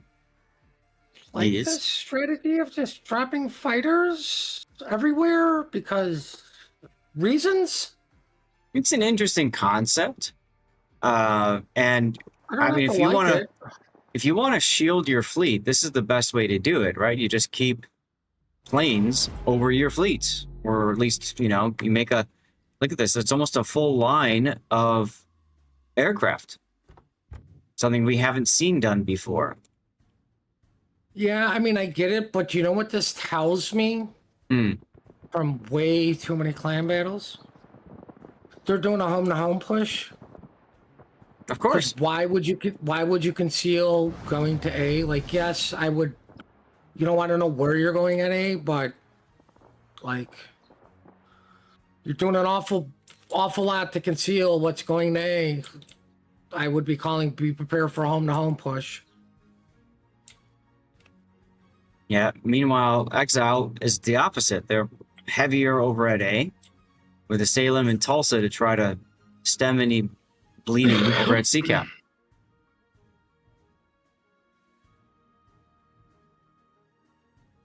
Thanks, Black Dog. Appreciate you.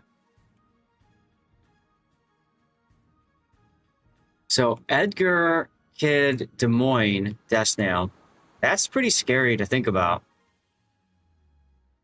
It is, ironically, because Exile really needs this game, according from you. Yeah, yeah. I would have told Salem to park at E10 on that island. Let everyone's RPF point at the Tulsa. And if you're wondering where the other guy is at, yeah. Because the other thing I would have done, instead of sending the Austin all the way up top, I would have hit him at the G1 island. I was going to talk about Austin. I really don't understand what they're hoping to get out of Austin. I mean, it's got the reload booster. It's got SAP. That's great against destroyers that allow themselves to be spotted, like the Kid. But oh, you mean the one that's dark right now? That's what I mean. I get it. I guess if you think you've got carrier that can always do spotting, and we were talking about that a moment ago, right? About the idea of working with fleet tactics. How can we get the carrier to be useful and competitive, and not just in terms of striking only? So I think SFF5 trying to work out a way to make that happen. As a matter of fact, you can see now the next wave of rocket attack aircraft coming to spot the Kid. Yeah, but I mean, sadly, it's too little too late. I mean, the Austins run out of places to go. That's problem number one. If he's looking and the Kid gets detected here, we might see things change. Okay, here we go. He's detected. Is the Austin ready? He is. Yeah, but he used his reload booster and it's on cooldown. Mm-hmm. Like, it's... I'm gonna go with this. It's almost a little too late.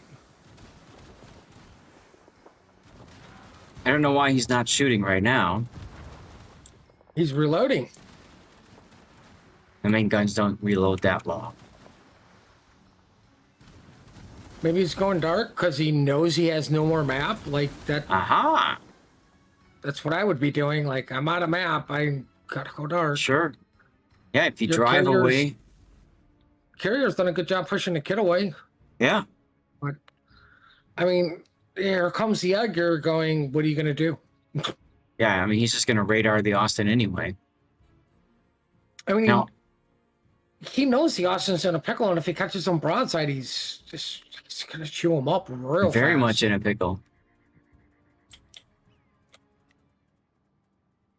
Jocker's detected. Now detected, just ship detected. Jocker knows all the sap is coming with the reload booster.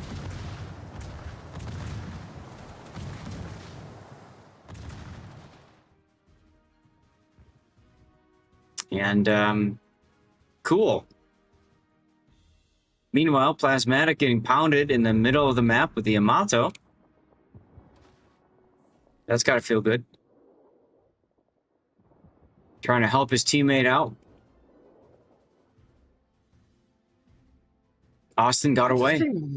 -1 for all the Austin's turrets. Hmm? Oh, that just means they're healthy. When Wargaming changed module health or whatever, it just kind of messed with the mod.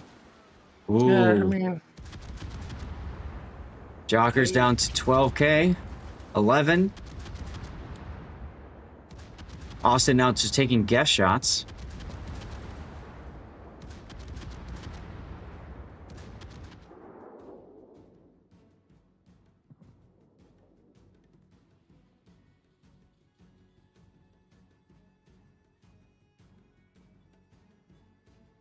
I'm pretty impressed with the Austin, with Burnland's handling of the Austin. He's been doing a really nice job of trying to get some damage, but also not dying. I mean, he's doing an excellent job of fighting these two. Yeah. Like, they have to respect him and the Yamato at the same time. Yeah, I think Plasmatic's a little too far forward, though. No, And he'll he's be gone. fine. He only has everybody shooting at him. Blown out of the water just in time for the heal. I don't know why he moved up. I mean, I would have backed up behind the island here just to keep shooting at Edgar and not be taking shots from the Des Moines all day. On the other flank, we've got the Salem using the radar now.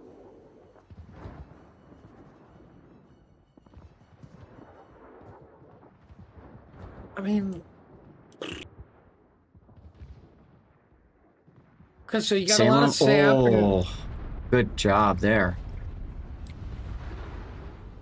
I mean, hold on. There's a superhero coming, right? That's right. All right, here come the AP bombers from the Enterprise. Let's see if they can do some good work against the Tulsa.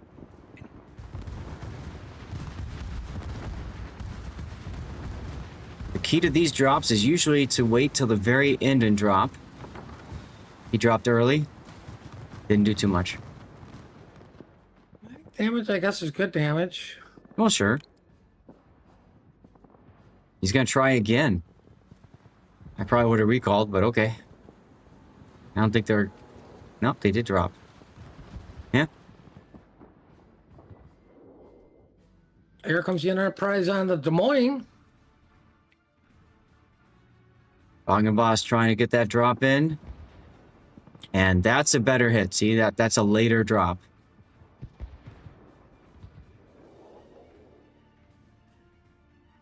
Now, SFF5 has stepped on the C cap, so both teams are only ticking up on one cap right now. Austin stood around instead of pushing the kid Edgar. That's an interesting and bold decision. Yeah, kind of have to at this point. Yeah, if I'm going to do that, though, I'm asking the carrier to spot for me. What? Oh my god, what do you think, the carrier's on your side? Right? The enemy is about to win. What do you think, this is some sort of clan battle? The carrier's not going to spot for you. Stop living a pipe dream. And now, No. Unlin just says, I'm going to go. Look at this. Jocker's detected. Main battery reload booster's on.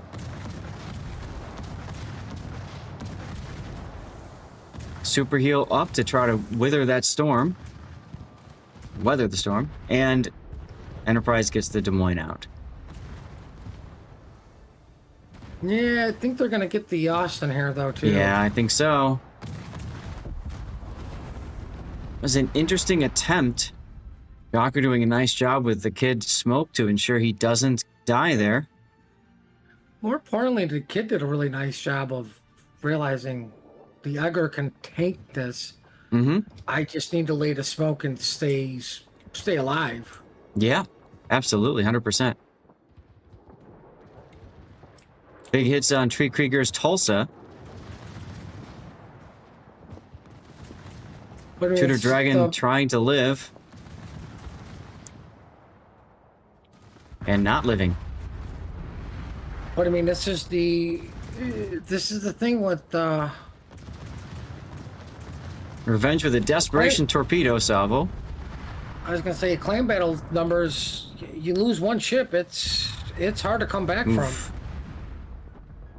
And that'll pretty much 7v7. do it. Yeah.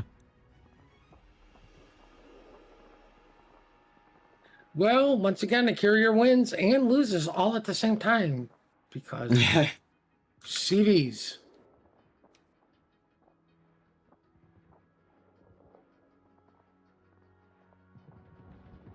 Hawaii broadside to Montana.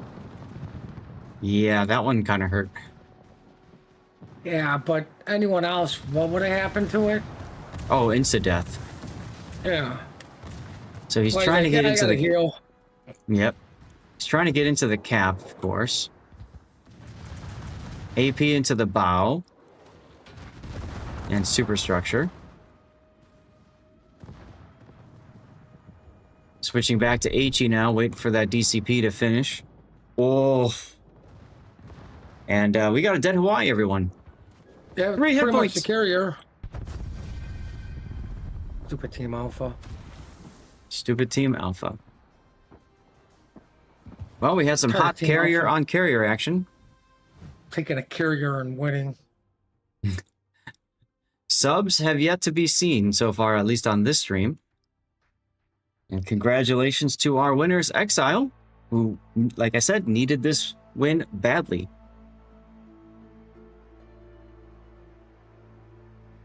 So, ladies and gentlemen, we'll see what we're doing next. Let me get a commercial break going while we get all this kind of stuff sorted. Thank you again to everybody for sticking around, and don't forget, we will have an after party after we finish our round 5. So, hope you can stick around for that, and we'll do some live World of Warships play for What was that, round a few 4? hours. This was round 4. We got one more round to do. One more round, guys, until nap time. So we are, ooh, KSC versus Exile.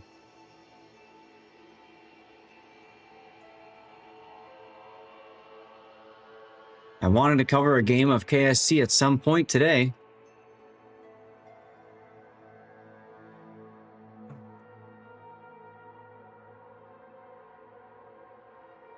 And it looks like they're still in their last round, I'm guessing. Nope, they're done. KSC's room is open if you want to jump in. They might reform, I don't know. I'm gonna wait, so they're probably gonna reform. Shall see. Is there loot for you here? There's always loot for you here, Duckman. How you doing today, by the way?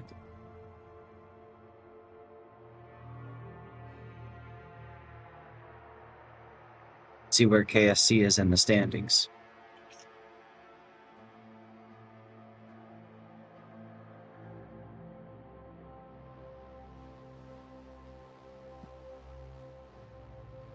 KSC's in 10th place. Exile just got that win, so things are going to switch down here towards the bottom.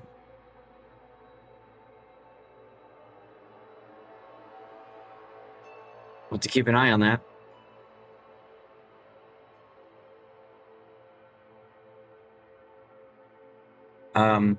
I'm gonna, you know what I'm gonna do? I'm gonna run and grab some more water, but Yes, I would definitely grab more water. in the meantime, do you have the rule set open with all the team lineups? The fleet lineup thingy, yeah. Yeah. All right. Take a look at, I don't know, at the lineups. We haven't seen a lot of these other ones. What's We haven't missing? seen any of the other ones. Literally What's all of them. Right? We've seen a lot of Black Armada, a lot of Intania Fleet. I think we saw Right, one of a... Go ahead. I don't think we've seen any other, like... Don't recall if we saw a Twilight Fleet. Yeah, I don't know. No, It looks... Red Fleet. No, I don't think so. Asengard Fleet, no, because it's bloody German battleships, and no, nobody's that brain dead. Aurora, I don't really recall. No. Could have. They just didn't think anything that stuck out and said, hey, we're Aurora. Yep. Oh, look, the carrier div, yeah, we saw maybe 1 or 2 games of that. And oh, look, the Black Armada, just, a couple games of that. Yep. We haven't seen Silver Spear or Omni Order. I'm just going to call that the Silver Spoon because, all those ships are elitist on there. But like, yeah, So- we haven't seen Silver. We haven't seen Omni. We So, definitely haven't seen Omni because you have to take the sub. Like, why would Right. you not? Right. So I'm gonna go get some more water, but while I'm doing that, Puddin', I have to take my headphones off. Can you share with chat what you think the organizers could do to maybe vary the fleet choices more? Well, either limit the teams that can take it, or you do a lotto on what fleet you get, right? Or the other suggests everyone's taking Black Armada and the CV fleet. Okay, guess what's not available tomorrow? And then take the two most popular fleets tomorrow. Be like, guess what's not available next week? Like, you know, you guys are gonna have to make something work here, but I think with this being a new tournament, forcing teams to play something they don't want to, maybe, you know, could be a little bit hurtful, but it'd be nice to see a little difference. But, you know, once a meta has been meta, it's the meta. You're not going to change it until, you know, the next tournament, really. You know, just like clan battles. Oh, what's meta? Oh, well, we're going to bind it all next week. You know, then, oh, look, a new meta. You formed a room yet?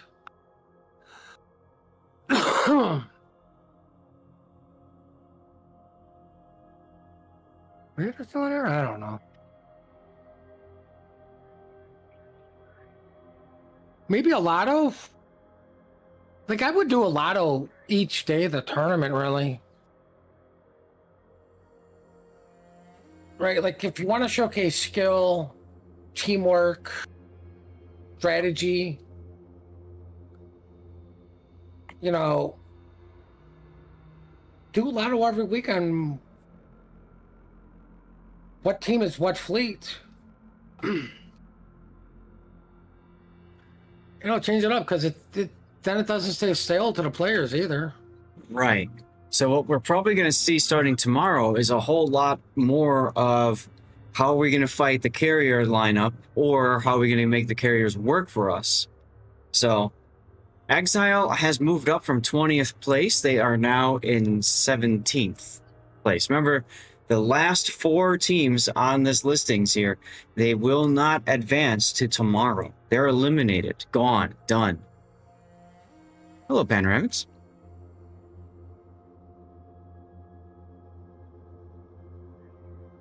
I mean, it's just... ironically, you know what really sucks is, like, I don't know who or how many of the organizers, like, come up with this, but, like, they spent a lot of time coming up with this fleet has got this, you know, this is how I imagine this fleet to work. Mm-hmm. And then literally nobody plays it. Like, right. Like, I hate to, like, you wasted your time coming up with the Omni Order, Silver Spear, Aurora, Asgard Fleet, Red Fleet, Twilight Fleet. Like, what was that? 6 fleets I just named? Like, it to me, if like, if I was the person who had to come up with the list and blah blah blah, and, you know, this is how this is gonna work, I'd feel like, wow, I literally just wasted 3 days of my life coming up with this for people to go, well, we're making this and this. Mm-hmm. You know, so, I mean, like I said, maybe some sort of lotto from day to day, you know, because you want to showcase the fleets, but you also want to showcase the players with, you know, new and interesting strategies. You know, at this point, teamwork should be a given for all of these teams, you know, but, you know, showcase the strengths of these teams, or the top teams get the worst fleets and the bottom teams get the best fleets. Let's see how that plays out. So I kind of like what Duckman suggested, you know, beef up some of the unused alternatives. One thing I think would be nice is if every day, at the start of every day, each team can choose a different faction, right? Give them the opportunity to pick something. And what I like about that is it removes the ability for their opponents to like go and scout them, right? What did they do the last game and stuff? You know, you can still scout them, I suppose, for like general strategies. Where do they typically fight over? You know, that kind of stuff. What kind of, you know, dominant strategy do they use? But then at least, you know, you don't know what you're going to get into until the day of. And then the other thing I think you do is for the fleets that seem to be underperforming or maybe not as popular, you change things up a little bit so that there's more opportunities. Like, say, throw another ship into the mix in the pool, right? That maybe entices teams to choose that faction. I'm going to be honest with you. Looking at all these other fleets, I don't think they need to get buffed. They just need to get used. Well, sure, I agree. But, you know, you also like, there's nothing wrong with these other ones. It just seems everybody wants to try the carrier because it's been so long That's since it, the right CV's there. been in a tournament. And dare I say, the tryhards are just going with Black Armada. Well, because Armada. that is definitely probably the most min-max of, you know, of the lineups. So I get why they're doing that. And I also get why people are going for a Tanya fleet too. Like you said, hey, carrier. That's what we've been talking about, right? The first tournament to see carriers back again. Ironically, what I would call the weakest is the sub one, because I just... You give up a lot for that. The sub falls in the category as carrier, and a carrier falls in the category of just let the DD do the spotting, bring me more guns, bring me more HP that I can use to protect somebody else on the board. Right. You know, so like that would be the only one I would maybe buff. Like, what is the I-56? Is that a tier 8? Yes, that's the tier 8. That's the like Japanese sub that was built on the shotgun mechanic, and then that was removed from the game. Like I said, I would just tier 10 subs, you know, literally not like, oh, you can take a seal. No, any tier 10 sub you want to take. I think that would buff the lineup a little bit more enticing. Sure. But again, I think it comes down to the rule that says you must use this faction the whole time. If you can only choose one, do you even want to risk choosing a bad one by going with the sub lineup? That makes no sense. Like I said, like I don't really see any weaknesses for the other ones. Like, they might not be as strong as Black Armada, but you know what? Right team's going to give them a run for the money and, you know, beat them. Right. But, I mean, it's one of those, ooh, bring a carrier, because we haven't had carriers in tournaments to the point of, ironically, this last season with the hybrids being in clan battles, a lot of people didn't want to play, and I told everybody, I'm telling you, it's going to be week 1. You're going to see hybrids everywhere. I said week 2, you're not going to see them at all. And the teams that you see them with it are the bad teams, right? And I go, because the good teams are going to go day 1, day 2, and go, now we remember why we didn't bring these things, because they're garbage. It's bad. Go back to what works. And, like, they were gone by week 2. Like, Wargaming didn't even have to ban anything. Like, the community itself said, no, we're just going to go 6 Euroborgs in a Russian battleship. Are you going to join the training room, by the way? Did they change it yet? No, they're keeping it. Just go to KSC. Okay. Yeah, I thought maybe they were going to change it. Yeah, I don't know. But, I mean, like, that's what Wargaming had to fight, was 6 Euroborgs and a Russian battleship. You know? Oh, look, no hybrids were on that list. This, you know, Shearborgs, Russian BBs were limited.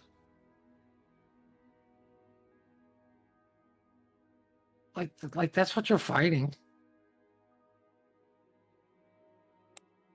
And like I said, once a meta's been found, guess what everybody's going to do? Oh yeah. You know, they're going to do the meta. Like, you're in a competition, you're not going to go not meta. You know, I mean, you're probably right. Like, you know, maybe not limit people to you're stuck with this faction, but like, you can also just do a lotto system. Hey, you guys want to play? We're going to do a lotto system on who gets what fleet. You know, we're going to change it so you're not stuck with just one fleet. You know, showcase your clan, showcase your ability to put together a solid lineup and kick some ass. Yep. Yep. So, you know, maybe there's a little bit too restrictive. But yeah, I really feel give the teams the chance to change or force the change upon the teams. As somebody else said in chat earlier, you give the highest rated teams.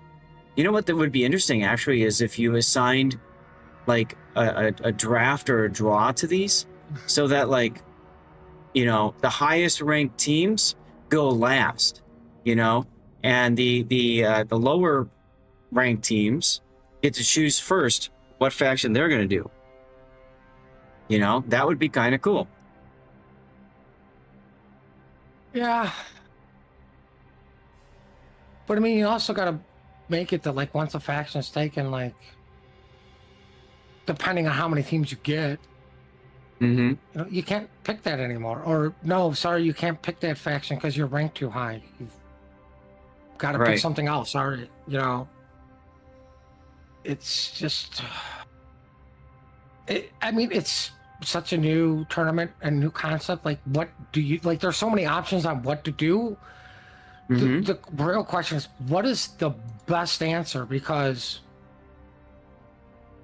forcing things upon players not make players happy, especially for a volunteer tournament. Like, at the end of the day, this is volunteer. Yes, you're going to get a payday if you win. You're going to get some rewards. Sure. But in order to get people there, like you said, like the bottom four are gone, don't get anything. Everybody gets something for showing up. If you go to the prize pool page, everybody, oh no, only through the 16. No. Yeah, they get nothing. Good day, sir. Yeah, so it's like, oh, my name's not TWA Resin Rain KSC. My name's Billy Bob Joe Smith. We're Clan 4. Uh-huh. You know, like, what are our chances to rank small to slim to laughable? Like, you know, you got to look at it realistically. You know, how do you get those clans to want to come in and do these tournaments if they know they're just going to get their butts kicked? Like, yeah, you got to offer prizes for them, but not a big fan of participation awards. You know, even it out. Okay, guess what? All the top clans, guess what? You're stuck taking a sub faction. Make it work. You're supposed to be smart, skillful, and intelligent enough to do it. Right. Do it. Showcase it.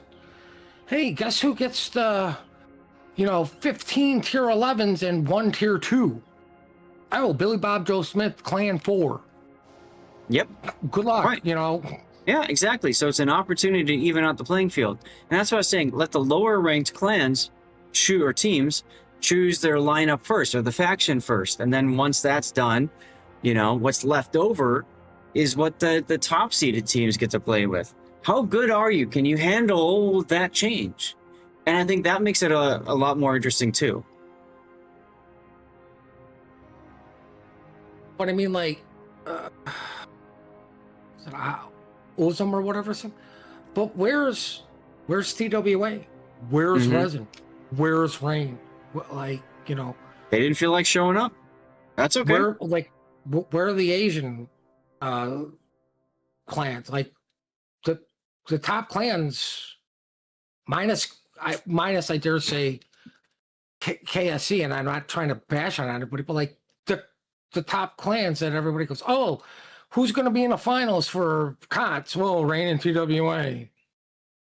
You know, right? They're not here, so how do you get them into this? Because as crappy as it may sound, you know, if you're not getting the top clans, people aren't going to be paying attention or interested as deeply in the tournament.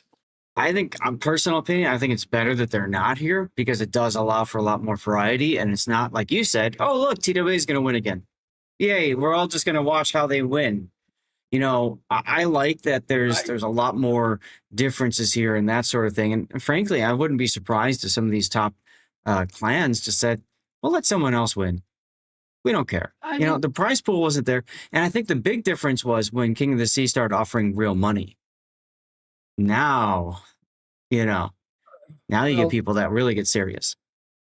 Yeah, then you get problems like a certain clan that's no longer in existence. Mm-hmm. You know, I mean, it's the double-edged sword, you know. Yep. I mean, I get it. Like you said, why did so many clans just do day one of COTS? Because, oh, I got something.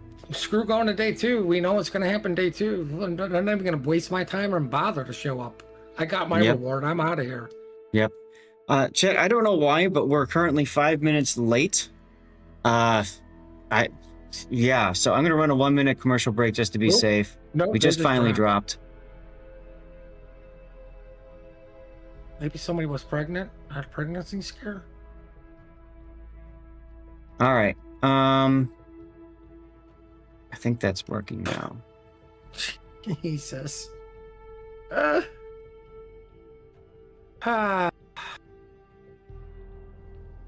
Here we go.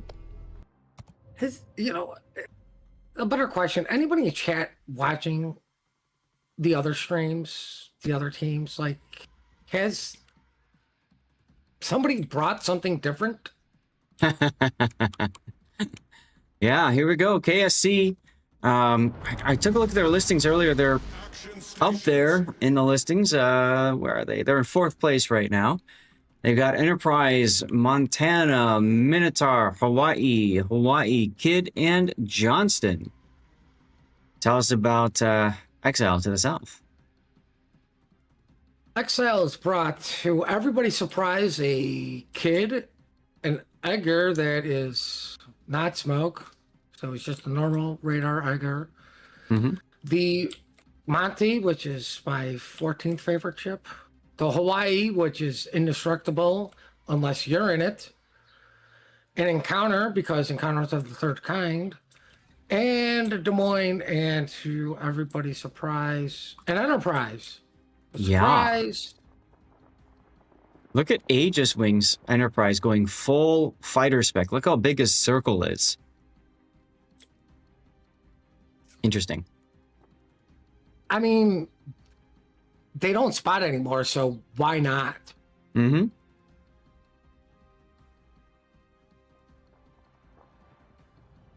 Now with that, we've got the Monty shooting somebody. The Kidd Edgar going to Apples. With Hawaii, Montana, I believe, they'll probably be maybe behind A. The Encounter Des Moines going to Chocolates. And the Enterprise is in reverse. He should be in reverse. Yeah, I like to do that at the start of battle, especially on a small map like Riposte. And one that's angled. I don't care what map it is. I just go in reverse in case somebody on the other side gets a fancy idea to spot and shoot. Yep. Agreed.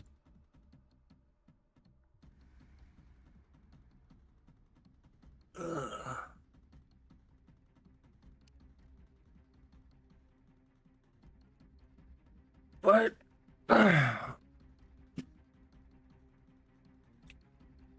Well, we got Hawaii's taking up opposite ends. We got Edgar and Kidd, and Minotaur and Kidd taking up position as well with their death snails. I mean, I like KSE just doubling up on Hawaii's, even though your team alpha jerks. Ooh.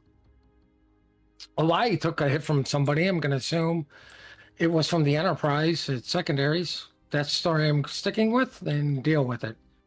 It's definitely going to be Sam's Montana with the plane up, but okay. No. We got to get the carriers more involved. Oh, I'm shocked that Exile's got a Des Moines sitting on an island behind sea. Yeah, Torino trying to find a way to get the shots to connect. They're just barely missing the ship. No offense, he should know that those shots, like, after the first 2 salvos, he should have known better. Right? Like, they're not connecting. He's too close to the island. He's in the correct spot he needs to be in. Yeah, but you know what? I don't blame him for trying.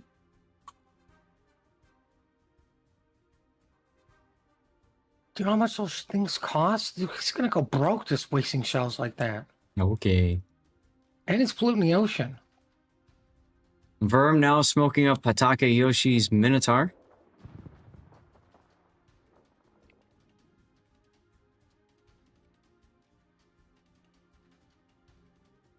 Encounter is such an interesting choice, right? With the crawling smoke capability, on paper that sounds great if you've got something to spot for you. Oh, it's like they brought a carrier. Right. All right, Army's gonna make Inky now.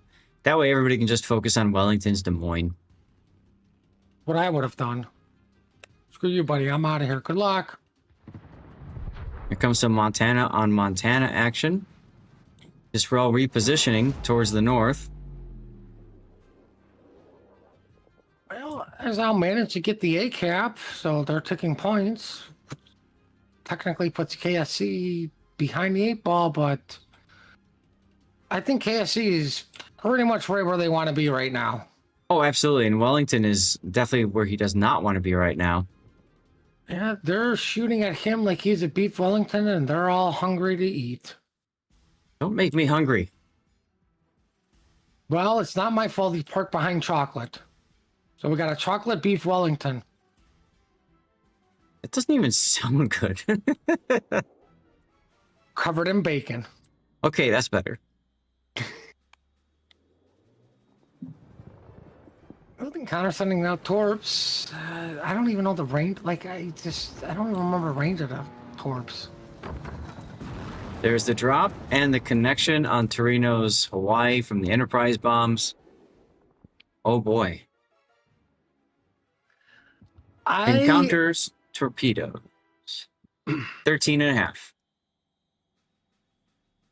Ironically, I think Boss here for Exile in the Enterprise is doing his Des Moines a huge injustice of not pushing the DD back, loosen planes, save your ship. You know, like, Des Moines almost dead. Yeah. You know, push the kid back, have him stop spotting, give the Des Moines a breather.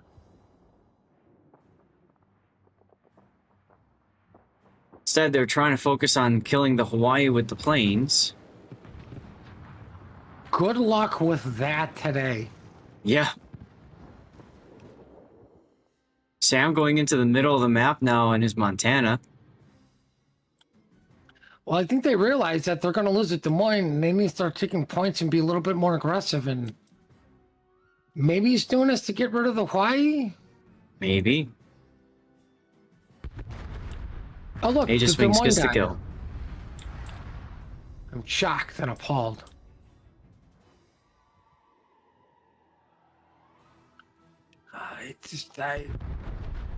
Oof.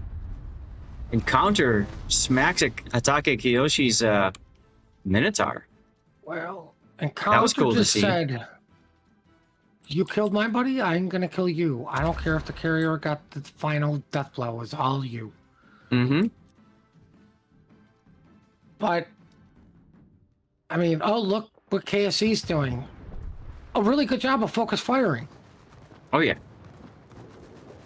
Wow, the Montana lost a lot of HP. Probably should have brought a Yamato. It's faster. Dies faster, that's for sure. Right, faster. All about speed here.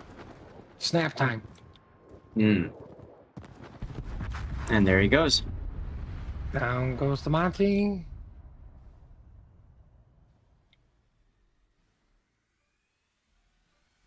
Now, Kisrael's Montana is also the focus fire target, and Exile might come away with this. He is dark, though. They get a sticky fire on him. There's no fire on Kisrael's Montana right now. This is when you need to YOLO the planes to spot for your team. I'll bet Exile is going to see how close they got to this Montana kill. Jeez. I mean, yeah, bring the planes in. Like, Right. I don't get it. That's huge. Like, okay, Monty was able to get a heal, good for him, but to just get the heal back and not take any more damage? Mm-hmm. Not like, what are you doing with these bombers right now? Like, seriously. Your battleship's dead. Nobody's gonna range the Enterprise. No. All right, now they found the Montana, but now he's healed up. It's also put some distance in between. Mm-hmm.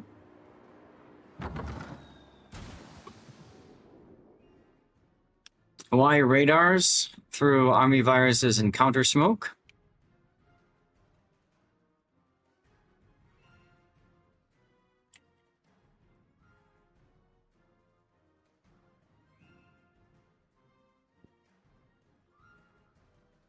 Oof, another big hit there on Army virus. Shots coming in from the Montana on the encounter. I see that now.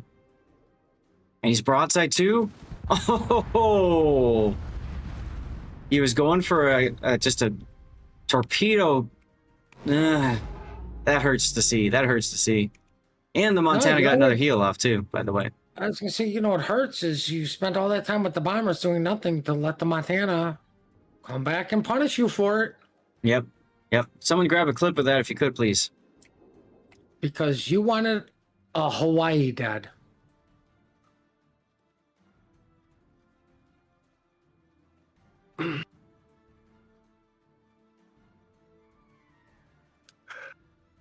Yeah.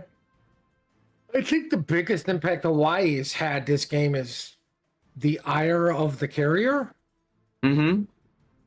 You know, I know he's done more, but like I think his biggest impact was getting clear skies. At this point, I don't know how he's not going to get it. Right. Monty shots coming in on Exiles, Hawaii, and still waiting for the big damage, waiting for the white bar. Well, you saw a little bit of white bar earlier. That's about it, though. Going on at Apples. KSC wins in 6 minutes if nothing else changes. Nothing. Well, something's about to change. 'Cause there goes the kid. Kid took looked like a torpedo or two and a big hit from the Hawaii to finish him off. Well, the Edgar lost his little buddy, so now he's got an open water gunboat, baby. Pretty much that. See, I like that they brought the Johnson. You know, I think that was Johnson's a good call. all right. Sure. Yeah, because I don't think Fletcher's on the list, so yeah. Torino limping away with a heal. Down to 11k, 12k hit points. In his Hawaii.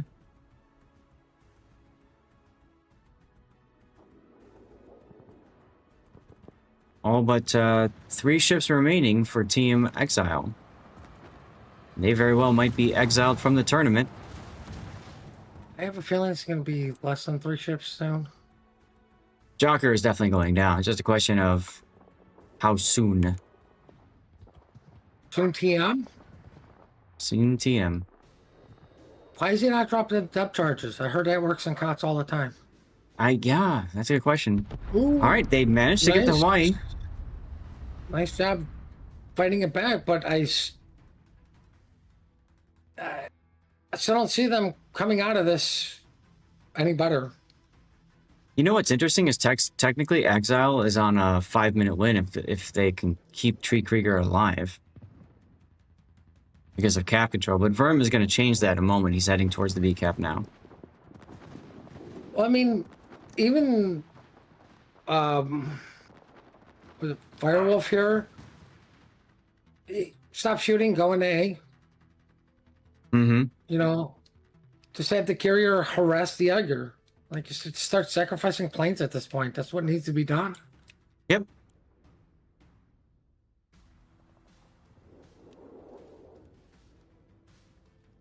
I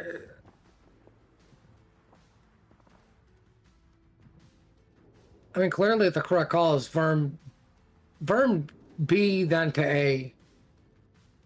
Because they're going to lose, Exile's going to lose Tree Krieger? their Hawaii. Yeah, but take a look at where the Edgar is. But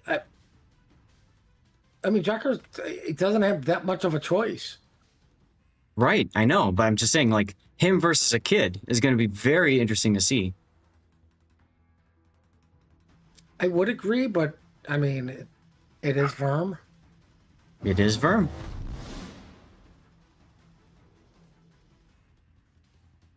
Now, why would you turn north here instead of south? So you can focus the Hawaii down to Reno, okay? Tree Krieger is at 996 hit points. No more heals left. This is probably the final salvo. Yeah, they're Tree not going Krieger to let him get away. He's managed to dodge the shells. Oh, that one final shell. Battle ends in 5 minutes. And now we've just switched, and think they're KSC gonna- winning in 3 minutes. I think they're going to trade Hawaii's here. Yeah, there's some decent, yeah. But, I mean, it definitely costs Jocker the rest of his HP pool, to be honest with you. Mm-hmm.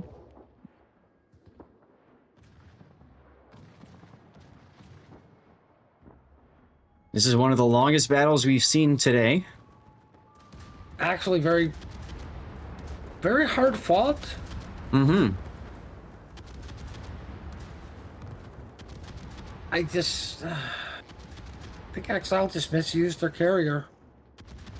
They let the Montana get away, which turned out any kill the Montana got is literally because you guys let it get away. Yep. The enemy is about to win.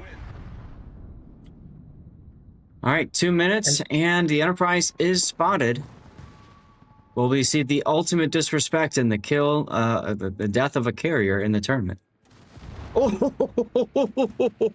Kisrael. Yeah, we're gonna go with yes now. But the ultimate disrespect is he going to die to the other carrier? Let's find out. Aegis Wing's trying to get in position to do a bow-on drop. He wants the kill. He does not get it. Only one bomb hits. That was a bit of a rush drop there. Wagenboss is going to end up dying to the Montana. And I get to have my death pick of a carrier. That's exciting.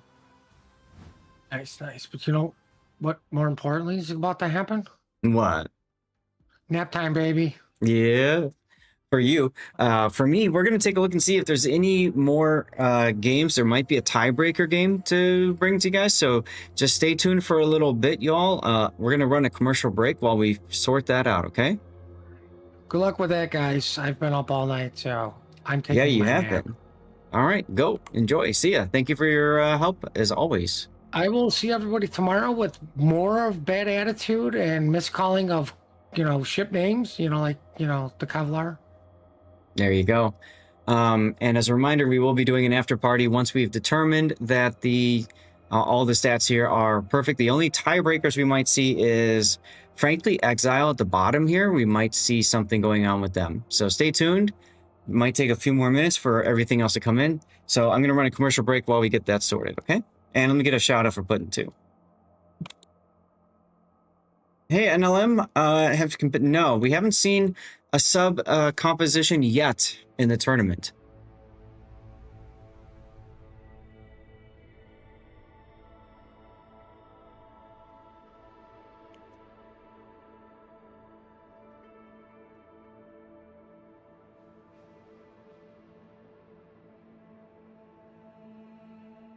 So what I'm doing right now is I'm asking if there's a chance that we will see a tiebreaker. For right now, I don't know. What they're going to do is they're going to take these, they're going to form a group stage bracket. This will be tomorrow. And I don't know why they've got it listed out like all this, but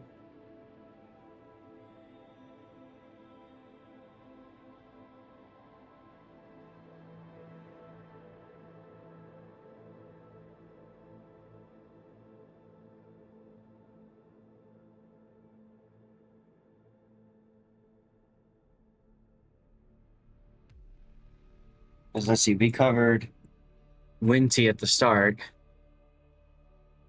against Mist.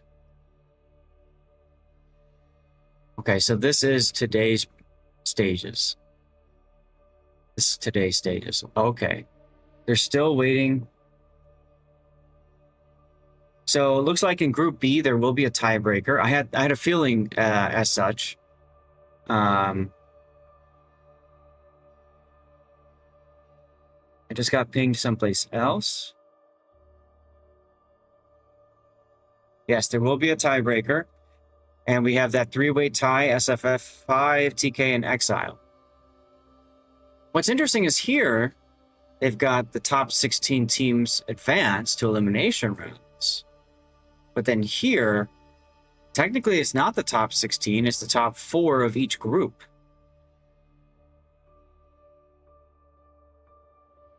Hey, Rios. Absolutely, I want. Definitely.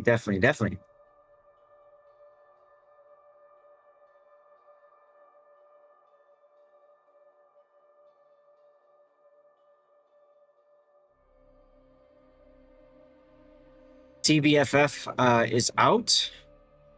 I believe they're the ones that forfeited. Exile's out in B, and Group C then Mist is out. We saw them at the beginning of the tournament. TFD is out in Group D.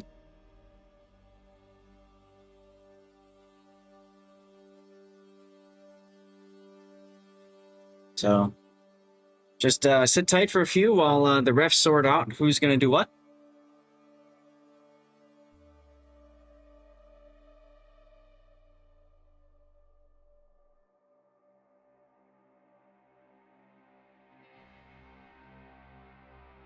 And chat, while we're waiting on this, I think now the commercial breaks should be over for you all. Love to hear from you guys. What do you think of the tournament so far? If you enjoyed the action, and are there things that I can do to make it better for you all on the stream? There will be 3 matches played: SFF5 versus TK, SSFF5 versus Exile, and TK versus Exile.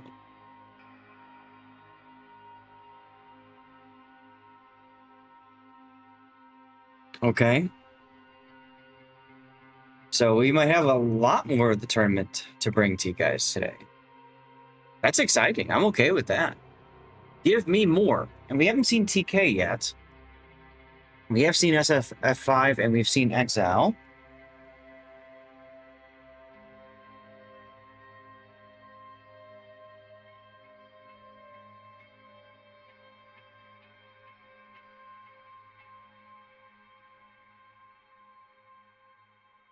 So, okay, update. SFF5 versus TK. If TK wins, the tie is resolved. Then SFF5 must play Exile. If SFF5 wins, then the tie is resolved. If they don't win, then it turns into TK versus Exile. Interesting.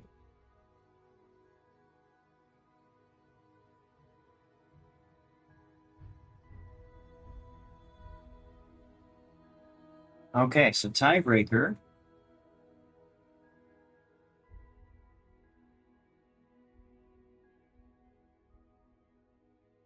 Tiebreaker, we are going to start with SFF5 versus TK. I'm going to program that in right now. They're all trying to sort out how's everything going to work for map rotations and that sort of thing.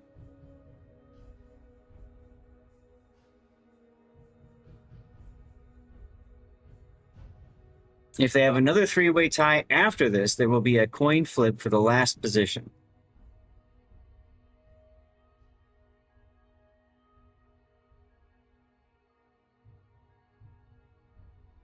Gaelic is only here for pudding. Well, Gaelic, thank you for being here. Appreciate it.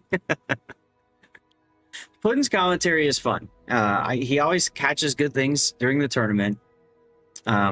Sometimes he does go on rants, which takes a while to get through. But, you know, beyond that, he's good people. He's good people. All right, so SF5 should be forming up a room, I would think. We just have to figure out what map it's going to be.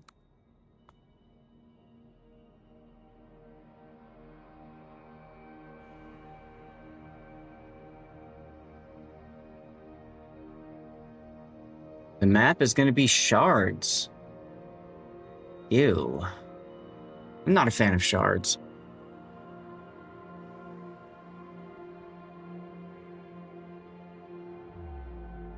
Telecom Best Day, thank you for the follow from 20 minutes ago. Sorry I missed it. Been a little distracted with the games and everything. Suppose this is a good time to remind you guys about the cruiser book that's currently on sale. I do have a affiliate link. If you're thinking about buying one, get it through my link, or if there's another CC that you like and you want to support them, get it through their link. All right. But I'll put out my book link there from 2 minutes in your past to scroll up to see it. Other links to share with you guys would be YouTube and Kick, because I've been YouTube's been around, but with me only streaming to YouTube and Kick and Twitch, but YouTube regular, not vertical, things have been a little bit different. So there you are there.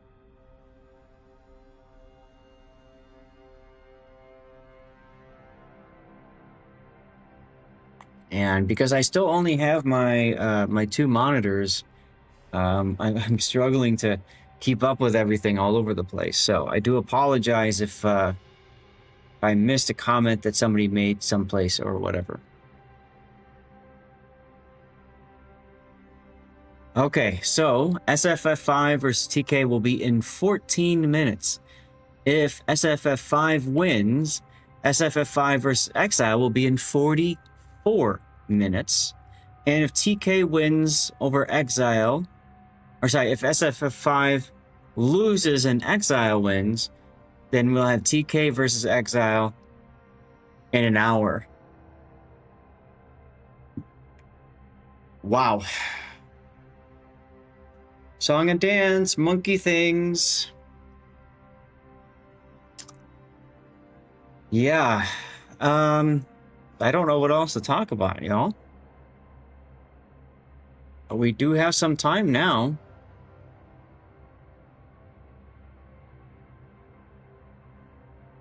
We have some time.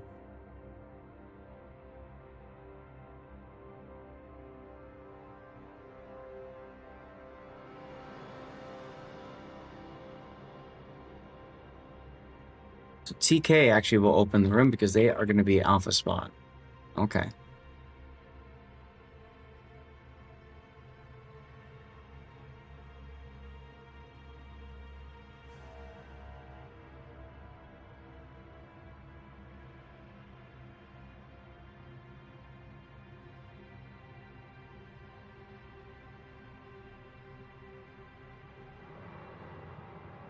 Cool. All right.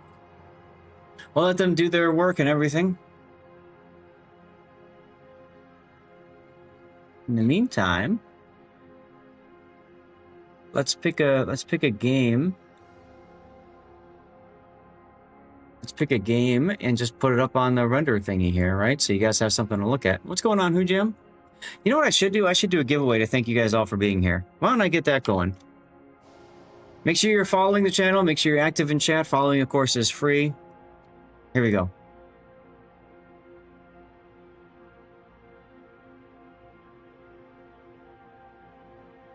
Oops. I want to do it on this window.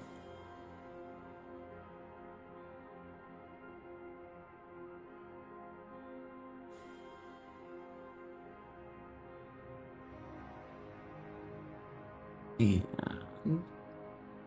hold on. Downloads. Here. Put a render up for you guys. If a blue moon happens on a Tuesday, put that in a diagram. I know, seriously. There's a lot there to digest, isn't there? Oh, good. I already have that going. Okay. All right. Excellent.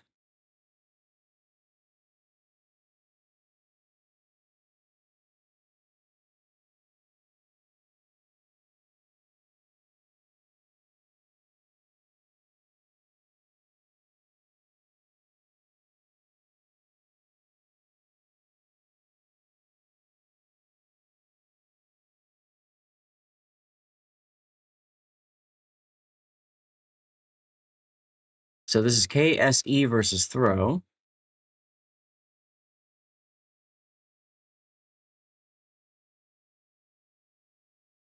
Let me see here. This is the tournament tracker. Okay. So in the last match, I want to see if there was a match that was perfect. Papa Fabayan, hey, thank you for the sub, my friend. Good to see you again. 3 months at tier 1. Appreciate you, man.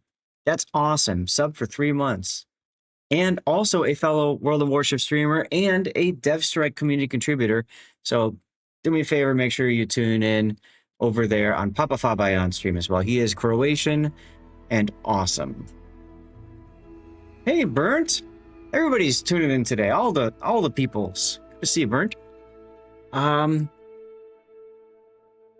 We saw KSC and Exile. BBBC and SFF5 played. Okay. Let me see if I can find that game.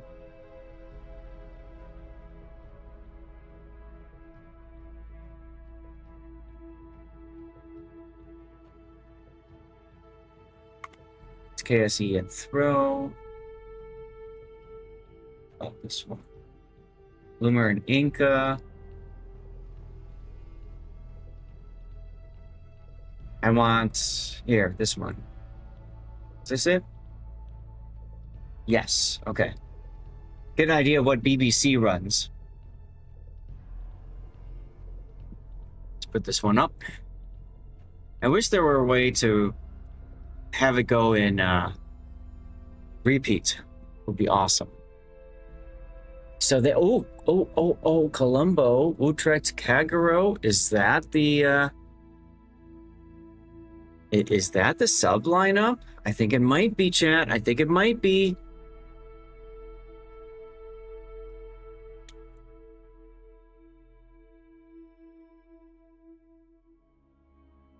We double check. I see Colombo, and I'm pretty sure. Pretty sure that's only going to be in. Let's see. Rule sets. Omni order. So they have a Colombo. They have a Brindisi.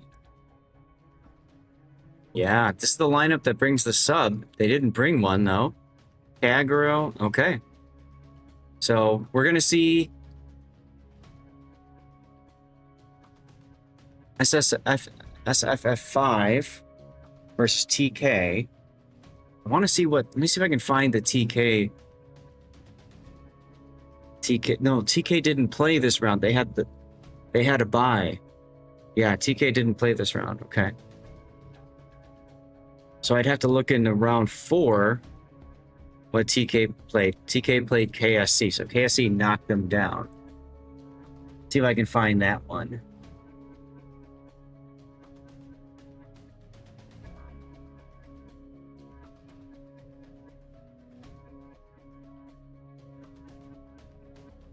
Is this the one? Yes. Okay. Download that one. And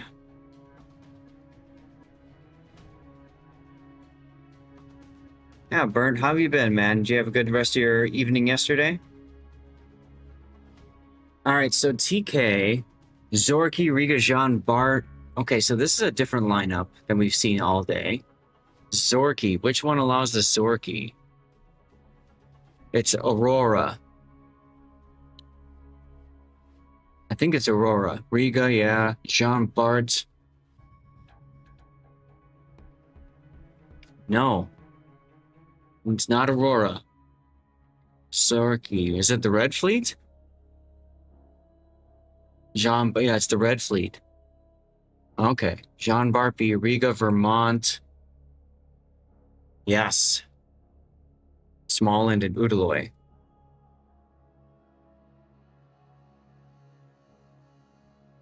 What's going on, Morkbork? How are you?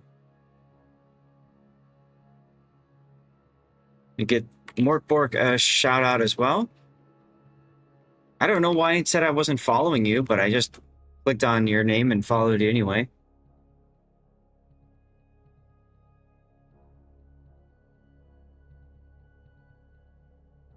Or maybe I clicked the heart icon and loosed it for a second. I don't know.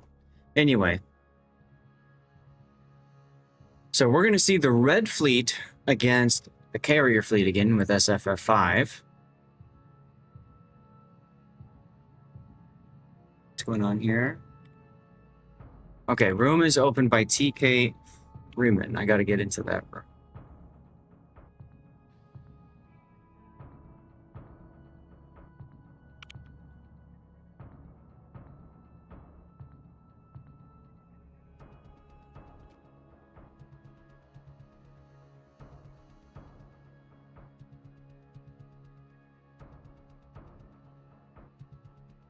Okay. They want to start at the 45-minute mark. That's in 5 minutes. That's in 5 minutes, chat.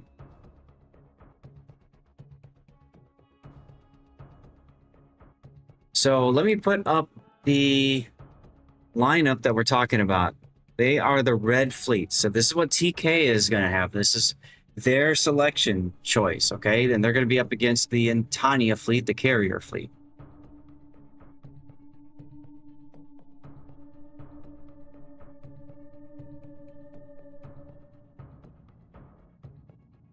The rest of the stream was fine, Bert. Yeah, we had a good time. Chat, I need to run a commercial break, and I also need to do a little self-care. I've got 4 minutes. I need to grab a quick snack. Sorry, but I need to get a little bit more fuel in me. So I'm going to run a commercial break now, so you guys don't see commercials during the game, and grab a snack. You should all do the same. You should all do the same. Let me give you one of these renders again. Let's do BBC. No, let's do...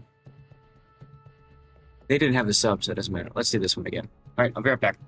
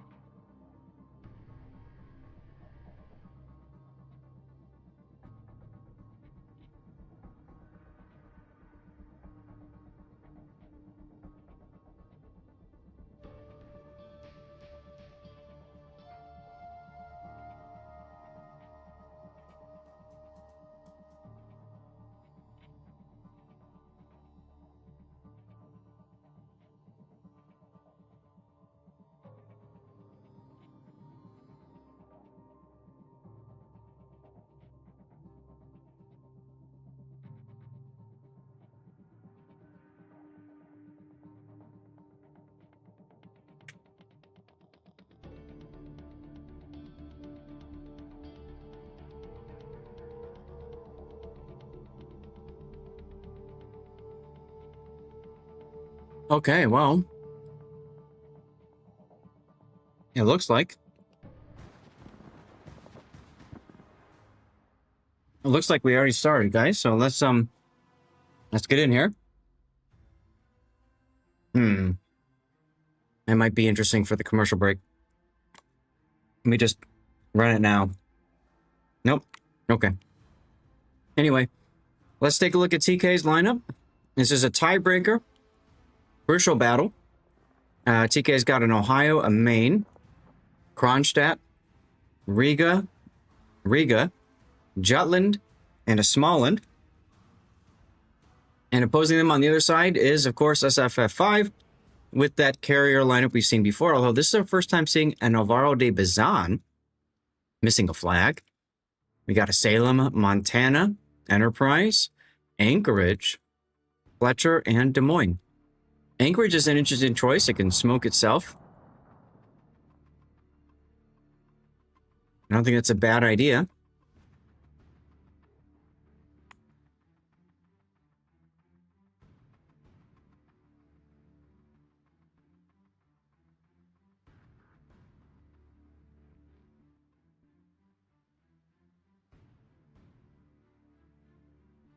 So SFF5 has to win this or they're eliminated. If TK wins this, the tiebreaker is decided.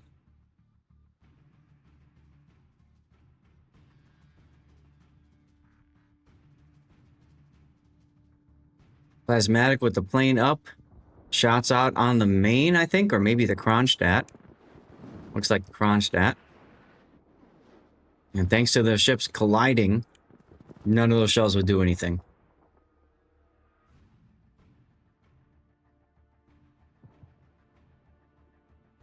Look at this. The Des Moines has been radaring, trying to get the Jutland spotted. Jutland's just chilling right outside of that radar range.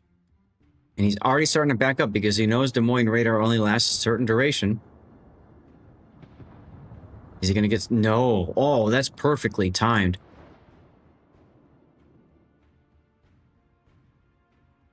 But the torps are out from the Jutland trying to... Or from the Alvaro de Bazan trying to grab that Jutland. We'll see if that works. And TK's fast bullet strike might be in trouble here in the Smallland. He's broadside to Fletcher torpedoes. He's going to take one, I think. No! Wow. That emergency engine power just getting him going. The last little bump he needed there to dodge those torpedoes. That's insane.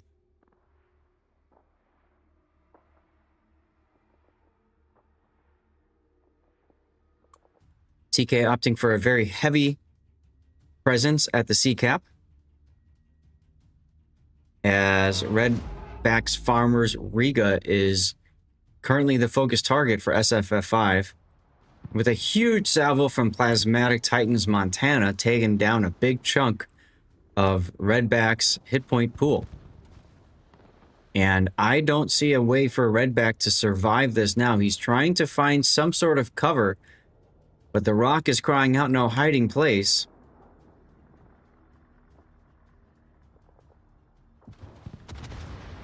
More shells coming in. That was HE from the Anchorage. We should be seeing the next Montana salvo. Missed, but the Des Moines Ogre takes it down. First blood going to SFF5. They definitely need that because they are down 2 caps right now. Or sorry, team flipped on me. That they have the opportunity to be up a cap here. And actually, now that I think about it, yep. Because they changed the spawn thing, I have to use this button here. There we go. Now we have the right little thingy up on top.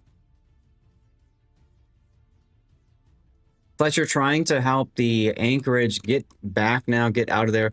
They have to know that the Smallland is nearby, so Fletcher has to, like, help the Anchorage, but also has to not die to the Smallland radar. Kronstadt radar up. It's going to possibly catch Tudor Dragon's Fletcher. There it is on the radar, just as the Smallland is detected.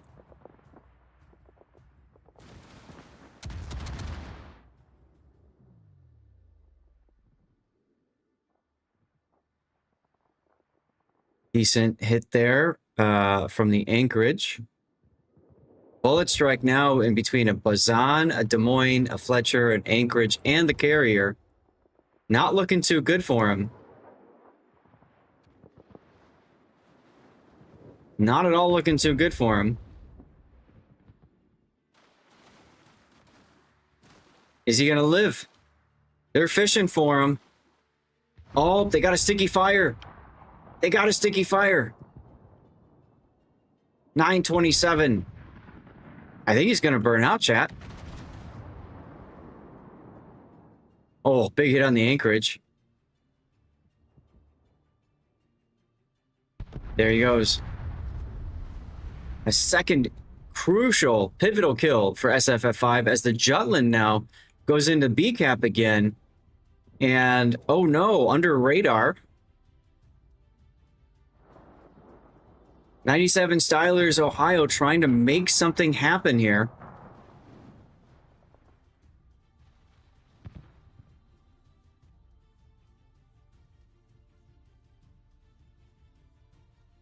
Not enough. Ogre manages to go dark. Here comes another south from the Ohio. Oh, boy, did that connect. And Ogre gets detected by the Jutland. Why is the Jutland shooting?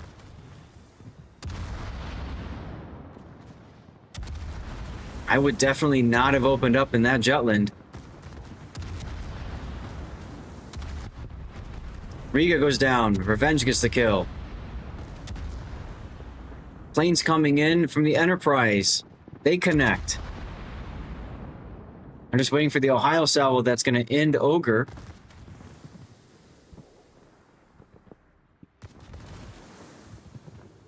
Not happening yet so far.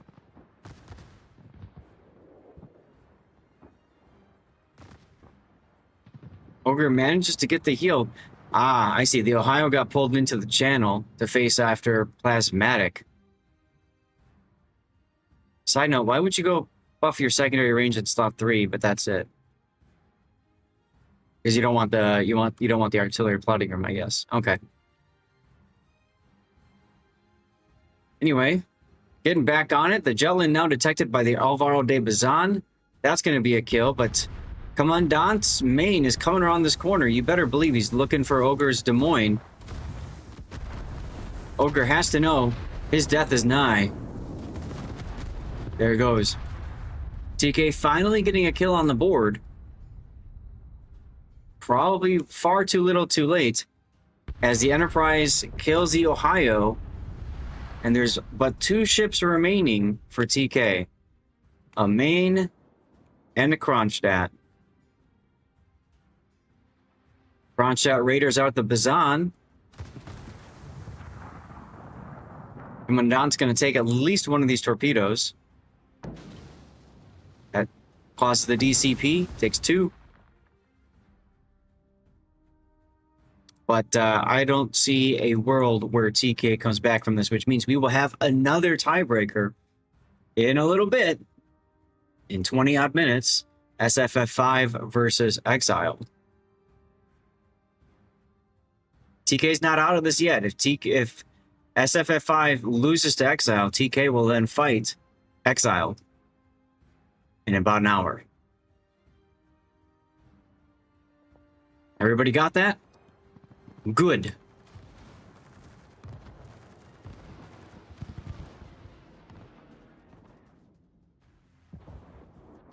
Now, as soon as Alvaro de Bazan's smoke runs out, he's using it now. So Kronstadt can't radar anytime soon. So the Bazan should be safe for a little bit longer, but he's going to get just totally run over by the Kronstadt in a moment. As Commandant gets Robocopped by SFF5's team. Oh, those shells did nothing on Revenge. The enemy is about to win.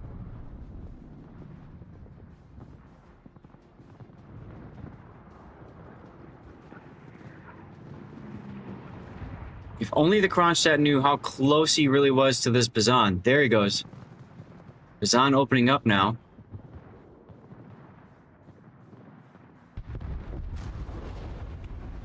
And all that's left is the Tier 9 Riga.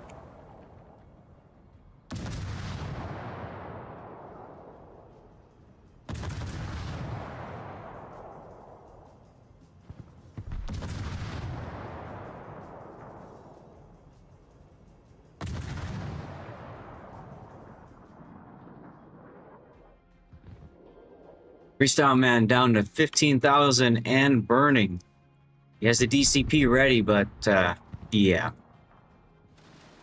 What's that gonna do really for him? He might end up beaching here. He's trying to get the heel going.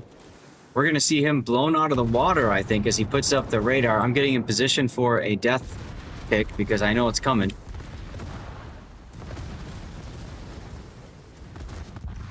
And there we go.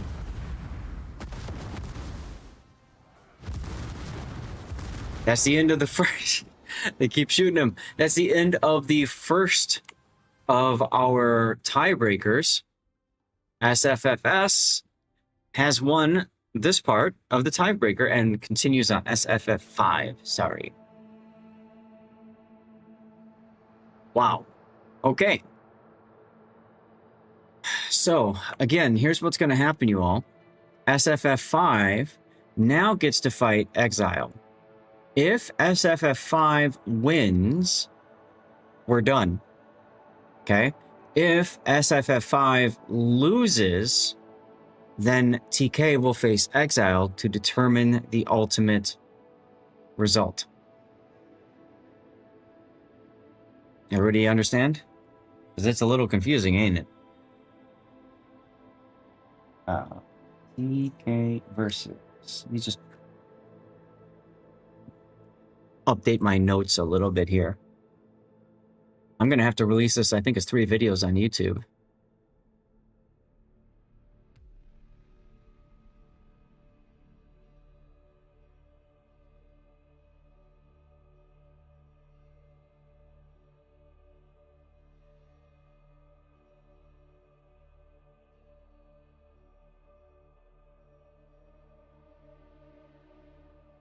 All right. Meanwhile, we can refresh and look at the rest of the bracket, but I'm pretty sure we're all set now. So they added a round 6. Interesting. Hey, Congo Red. Let me get back to the Discord channel and see what's going on here.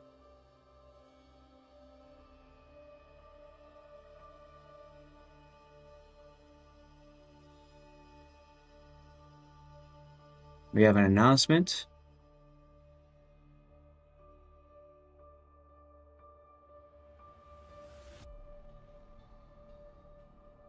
Okay, that's for me to add stuff later. As a streamer, one of the things that we do is we have to record view numbers, right? You guys all, yeah, it was a sad death pick, wasn't it, Jarlath? You guys all being here helps me, right, as a streamer. Not only does it help me monetarily, like through ad revenue and stuff, but it also helps me when we have like larger scale tournaments, especially like with King of the Sea, trying to just determine who can stream in like the grand final, for example, versus who gets an RTMP feed, like stuff like that. So I do appreciate you guys being here. Thank you all for being here. I saw that the last code giveaway failed. So within 10 minutes, not 10 people piped up and wrote anything in chat, which is very interesting. So let's try that again. We're going to get a giveaway going. Make sure that you're following the channel. Remember, following is free, everybody. And then just type something in chat. That's all you got to do. Here we go.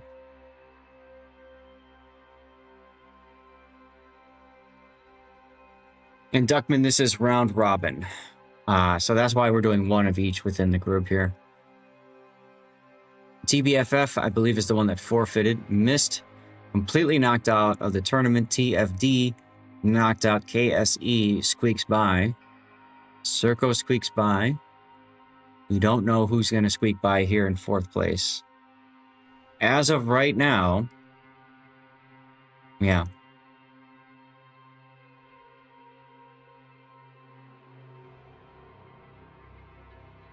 How do you have tiebreakers in round robin? That's the way they do their rules. Rule set, tournament rules.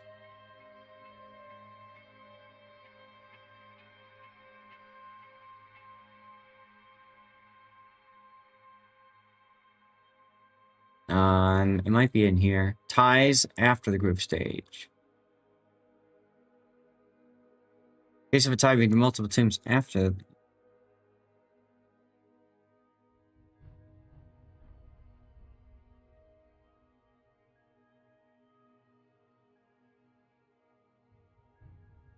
It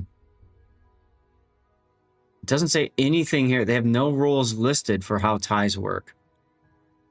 So that's probably why that's the case.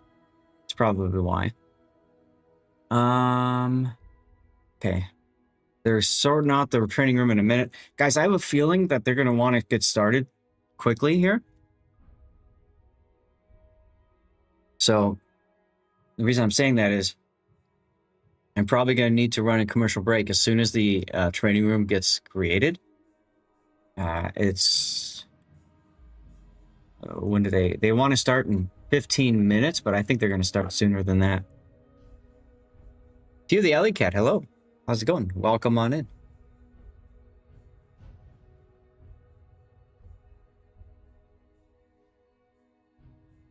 Room has been opened. Excelente. Let's go find it. Yeah, Banana, a lot of lurkers. That's all right. It happens. If you're listening to me, you still have a few minutes to get into the giveaway, and the room is forming. I have a feeling they're going to start quickly, so I'm going to run a commercial break now because we've got 8 minutes until the next commercials anyway. Let's get that cleared away, guys, and we'll see you in a little bit. Don't forget, after this is done, we're going to do an after party, hang out for a bit, play warships, maybe something else too. I don't know. We'll figure it out. Thank you guys for being here. Seriously, thank you all for being here. It means a lot, y'all.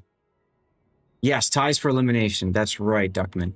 I kind of like it this way because then you don't have a team that gets eliminated just because of like 1 point thing or something like that. You know, you force them to actually play again and really get something out of that, right? So I don't have a problem with that. I think that's kind of cool. How's my microphone been for today, guys? Everything sounding okay for you all? I haven't seen any complaints yet by anyone, so just double checking.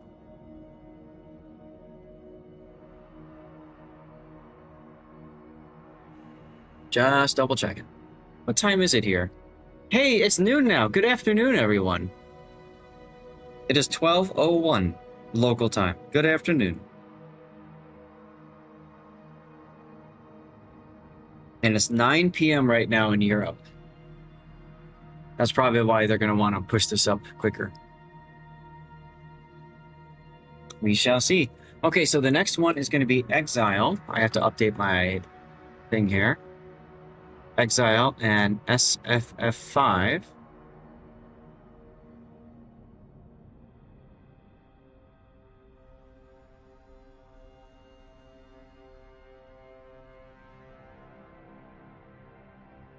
Okay, and I need to raise the piston on this.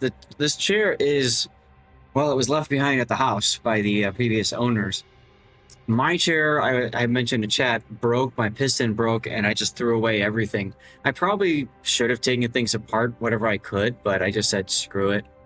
Thanks to Hoojam's suggestion, I actually found a chair base off Amazon. It arrives tomorrow, so maybe on Monday or Tuesday I can try to assemble my my secret lab chair, see if I can get that back again. If not, I have something else that I can get, so we'll see. We shall see.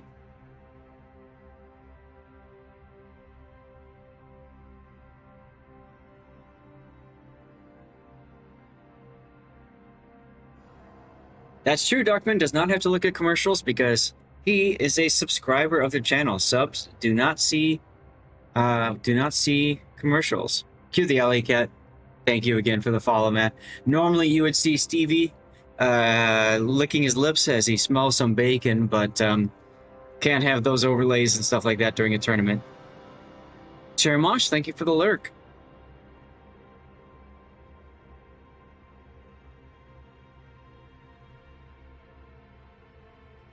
If SFF5 wins, the tie is resolved. If they lose, then it turns into Exile versus TK.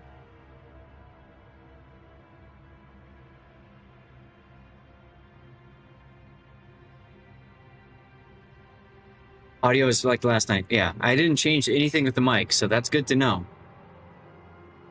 And like I said, once I get my chair sorted and I get my microphone arm sorted, I can get the microphone in the right position so I can sound better.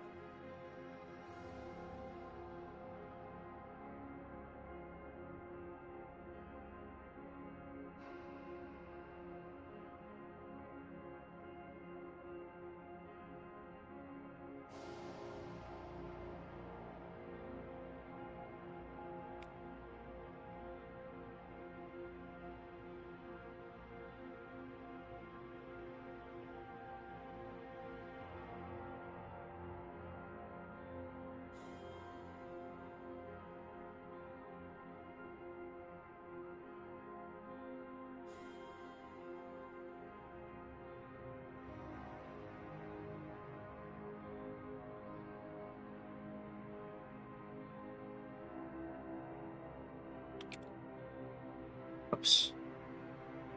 Rip Dragon Chair. It might come back, Duckman. We'll see. It's supposed to arrive tomorrow. If you guys want a chair building stream, we could do that, I suppose, after the tournament, but I figured I'd probably try building it on Monday during the daytime and see what happens.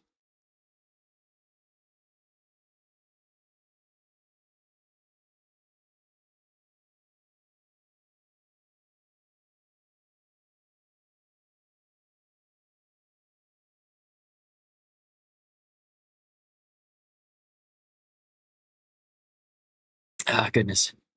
All right, commercials looks like they finished.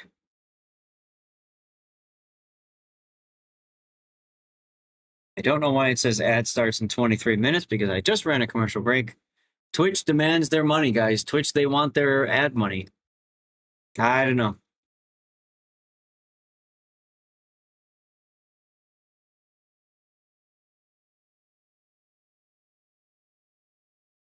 We also haven't talked about what funds we're going to add to our giveaway pool thanks to our subs in May. I have to look back at that, see.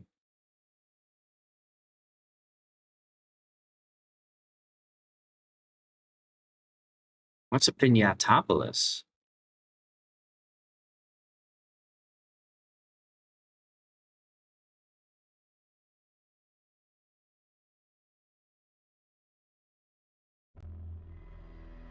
They're still waiting to sort out when they're going to go.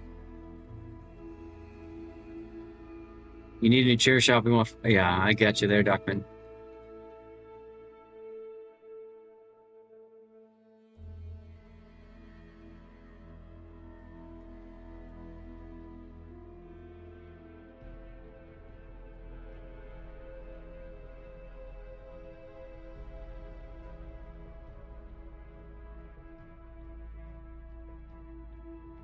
Everybody's rating up, so chat, I think we're about to get started.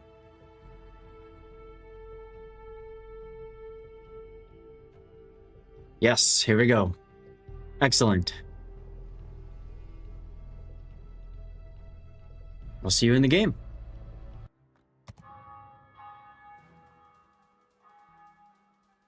All right, we are back at Shards again for another tiebreaker round. This time, we've got Exile up to the north, wearing green, and they are facing off against SFF5 to the south, wearing red. As you can see, they are both the Italian fleet. So we've got Wagenboss with the Enterprise, Sam with a Montana, Wellington, Des Moines, Lord Tree Krieger in a Hawaii, Army Virus in a Cambridge, Jocker in a Hawaii, and Penny High in a Kid. Opposing them, On the other side here, we've got Admiral Kurd in an Enterprise. Plasmatic Titan in a Montana with unique upgrade. Interesting. Vanblade in an Anchorage. Revenge UK in a Salem. Ogre in a Des Moines. Tudor Dragon in a Fletcher. And Burnlin in a Sherman. And congratulations, Darlith, for the victory on the code.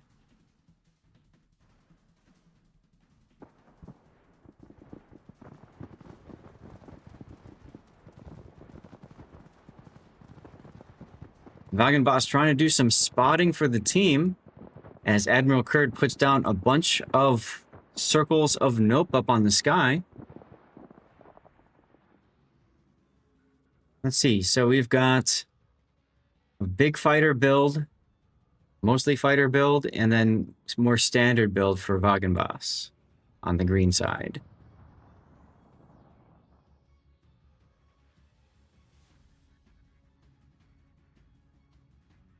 Admiral Kurd might run into the kid here in a moment. There he is. But he also ran into the Hawaii's anti-air bubble.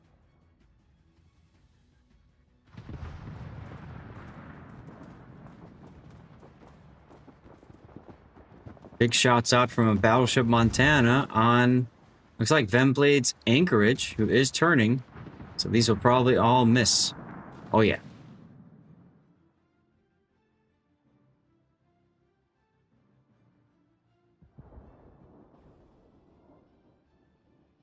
Kid forced to smoke up early.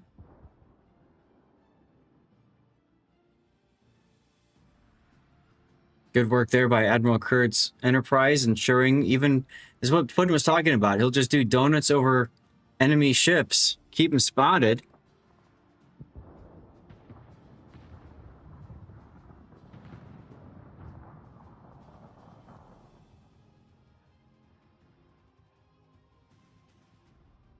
These are both Italian fleets.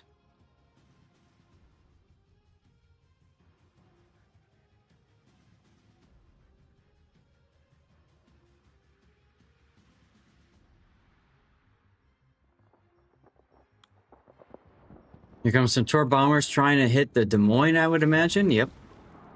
Wagenboss flying right over the forced Sherman. I think he flubbed that up. One of them armed in time to do some damage. I'm surprised that Byrne did not use defensive anti-air there. Try to swat out a couple more planes.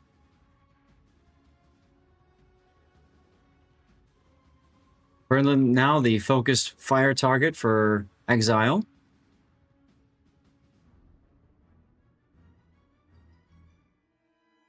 Worth noting, Wagenboss didn't move back in his Enterprise at the start of the battle.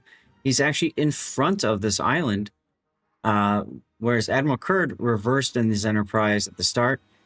That means it takes a little bit longer for his planes to get to the action, but it also means his carrier is a little bit safer.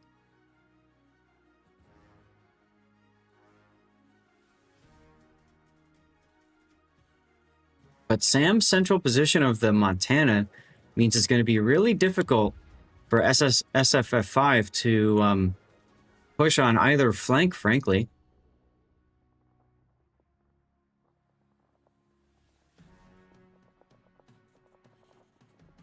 Wagenboss going in for another drop on Ogre. He's got to hurry up with this drop.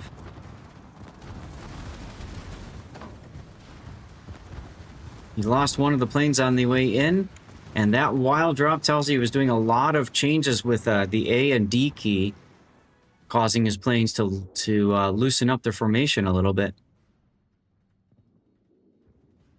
Admiral Kurd continuing to put planes down here on the side of Ogre to discourage Wagenboss from dropping on the side. Wagenboss now bringing AP bombers. You can see pre-drop there, sending one squadron back again. And you know he's going to strike the Ogre, the Des Moines again. What's going on the rest of the map? Not too much just yet. Sea has been capped by Exile. Whereas SFF5 is trying to cap A with their Montana of all things, and Army Virus's Cambridge is ensuring that he can't.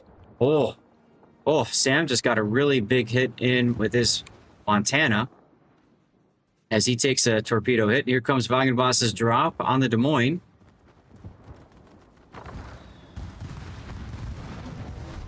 That was a little bit of a connection there. SFF5 down quite a bit of hit points right now.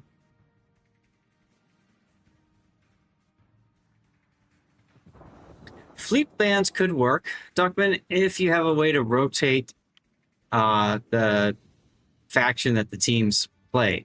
The way they have it set up right now, that's all you've got, right? You signed up with the faction, that's what you're going to play until the end of the tournament. Revenge UK crawling up Army Virus's stern, literally. That should be a dead Cambridge, and that should allow for Plasmatic to back into the A cap in his Montana. They desperately need a cap, as Exile has 2 caps now, both B and C. AP bombers going in on Wellington. Not doing much, as both sides have a Des Moines in that strong Des Moines position. Burnland now using defensive anti-air fire, trying to take down as many torpedo bombers as possible. 3 of them still make it through, but that was a very costly strike, and it's going to result in 0 hits as Augur just casually reverses.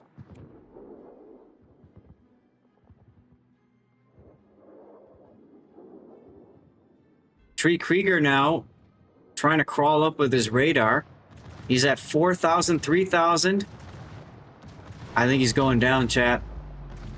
There he goes. Exile has now lost 2 ships.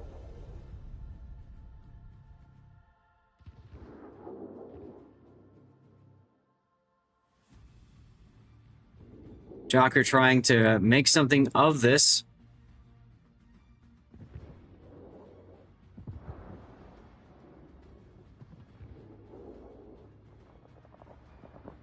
Boss trying for another drop on the Des Moines with his Enterprise squadron. Here comes the AP bombers. This is unique upgrade Des Moines, so he's much more maneuverable, and you can see that completely threw off Wagenboss's drop.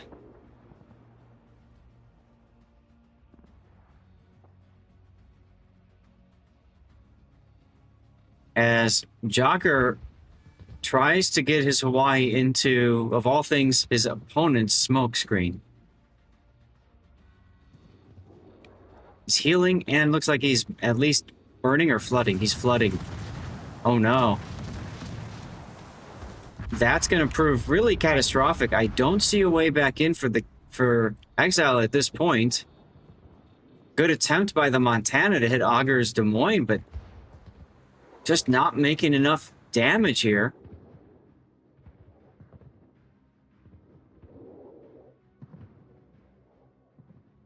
Yeah, the rules currently say that you sign up under a team, under a faction. When you sign up as a team, you pick the faction, and that's it until the end of the tournament. But I'm wondering if they're going to change that up or something, or maybe I just don't understand the rules. Another defensive anti-air for Wagenboss's aircraft. This time they do manage to take out one of the bombers before it can get the strike off. Ogre will take 1 torpedo here. Just 1. Exile's just tossing so many aircraft in to try to get this Des Moines off the board, and failing to do so. That will seal the deal for this tournament. The tie will be resolved once SFF5 wins.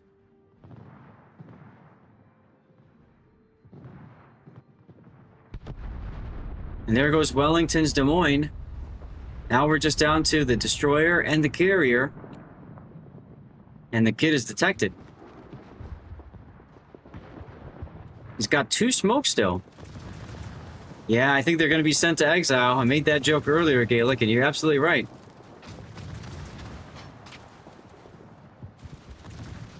Exile made a good go of it.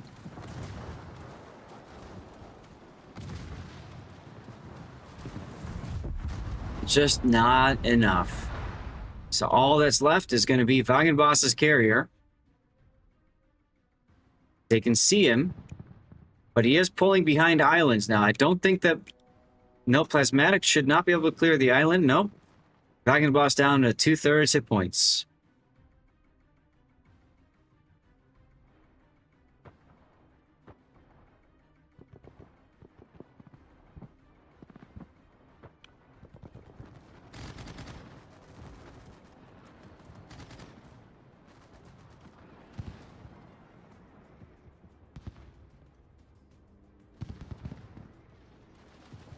Okako is still here.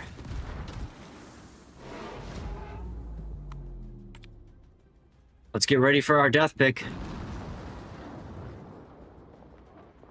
Oh Lord, he's coming. He knows it too. Wagenboss knows he's dead. Everybody wants the kill shot. And there we have it. SFF 5 winning 2 in a row to seal the deal for them in this tournament. They will advance to tomorrow. So congratulations to them. Well fought also to Exile. They were not going to just go out quietly, chat. So let's talk a little bit about what's going to happen now. Put this back up here.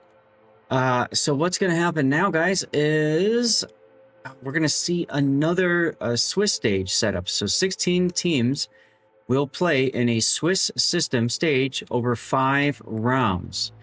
All of the matches will be best of 3. Okay? Each team can ban 1 map per best of 3. For each best of 3, teams will pick the first and the second map. If needed, the third map will be drawn from the pool of decider maps. It's a Fibonacci system, so round 1 is worth 1 point, round 2 is worth 2 points, 3 is 3 points, round 4 is worth 5 points, and round 5 is 8 points. The top 4 teams by total points after 5 rounds will advance to the playoffs. Now, my understanding, looking at the timing, do I have that up still? Here, time schedule. All right, we have the Swiss stage, and then we have the Swiss stage and the playoffs, and then finally the playoffs and the finals, right? So, the Swiss stage will continue on tomorrow and on Saturday the following weekend. In case of a tie, we see the head-to-head result, blah, blah, blah, blah, blah. In the playoffs, the top 4 teams from the Swiss stage will play a single elimination bracket. Playoff matches are best of 3. Teams can ban 1 map per best of 3. For each best of 3, teams will pick the first and second map. If needed, the third map will be drawn from the pool of decider maps. So we will have the semifinal 1, the semifinal 2, and then the third place match. And that happens at the same time as the grand final. I hate when they do that, side note, because no one ever sees the third place match, right? You always just see the grand final. That's where we're going to go. We're going to go to the grand final, right? So, hey, it is what it is. I hope you guys had a good time watching our coverage of the the War of Faction B tournament. We are going to switch to live play. Now, during live play, they will probably update the streamer sheet here. So, what I would love to do is, while you guys are with us, perhaps we can get... Oh, there were 2 teams that forfeited. I didn't notice that. Interesting.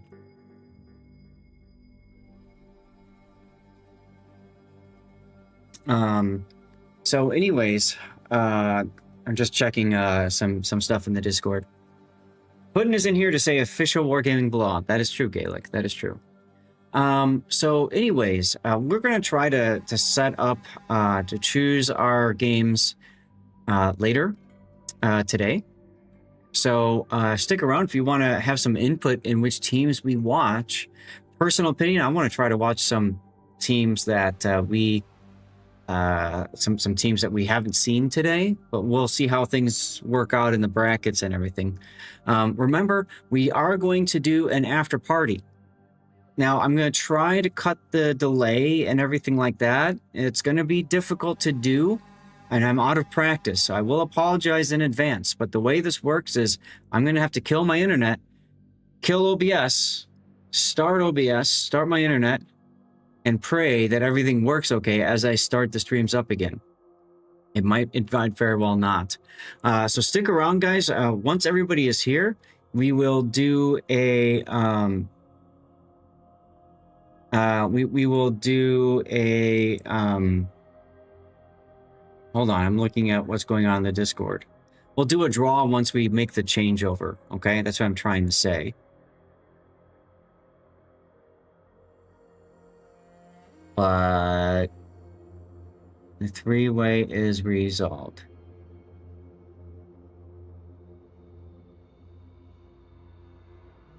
Okay, so guys, stick around. You may have to refresh your stream and stuff like that. I'm going to try to get this transition done before the commercial break.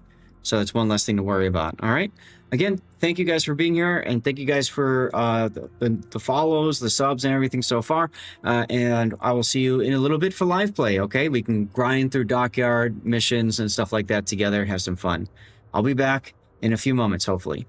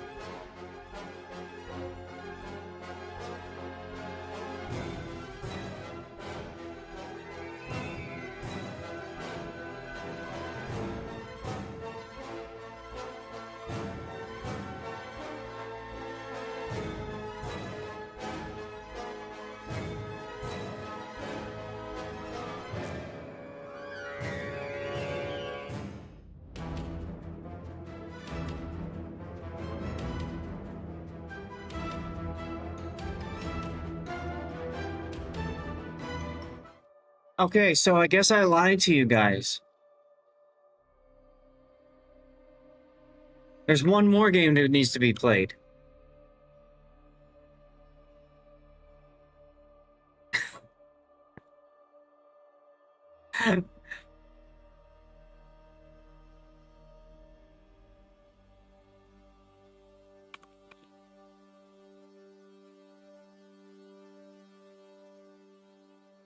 Okay, so we're not Jesus.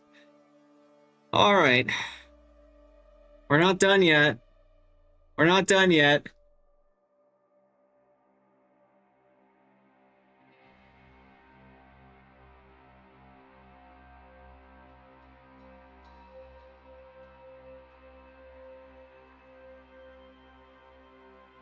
The tournament's not over.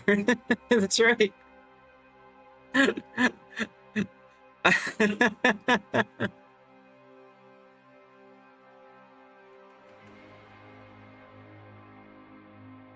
Tournament is not over yet.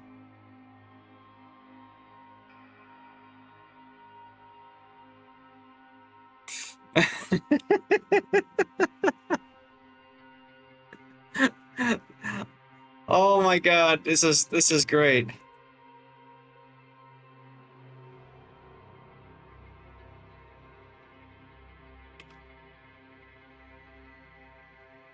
This is great. This is great.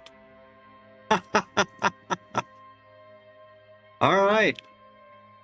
We got one more to show you guys.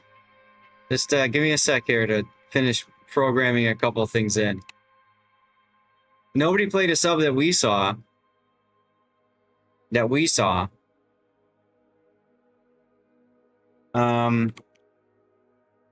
Okay, so now we're gonna do Exile and TK.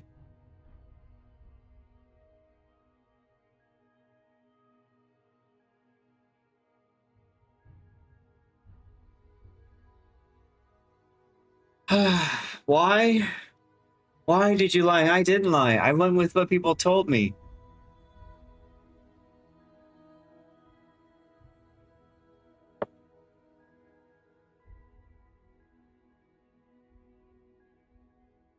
I'm trying to reach. Screw this, is Durant. Sorry, man. I don't know. I don't know what to tell you. I don't know what to tell you. At least I didn't get my alcohol yet.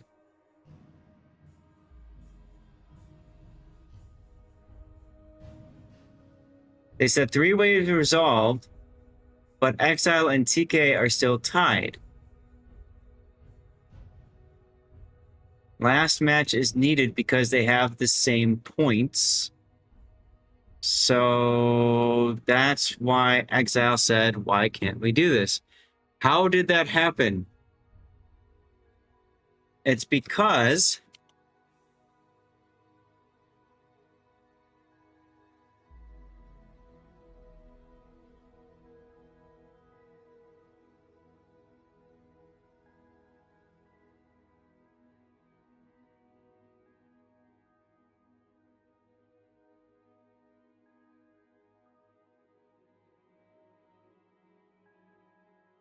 Rob, you want to Okay. Okay. Where's the standings? Here. It's because the standings, guys. It's because the standings. Right here. It's because of the standings.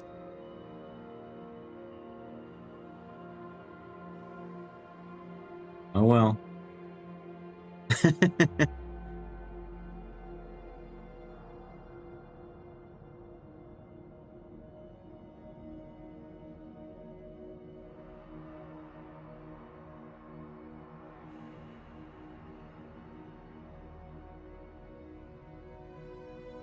Good evening.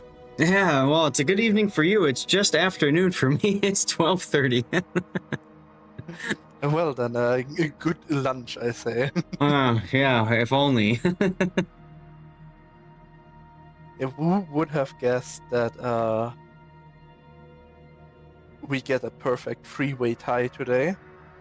Man, I went to like stream ending. I went to go pee, told the wife I was done, and then came back and I'm like, we're not done yet. So- but I see why.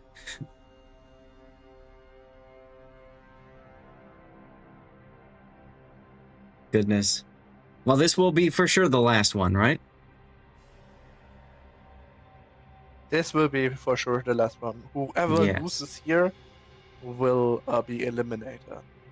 Excellent. Let me I go mean, to the the most horror story would have been getting another three-way tie. Like if everyone plays exactly like in the group stage, there's like yes. no logical way to resolve this unless like getting other parameters in, like I don't know, kill stun or so.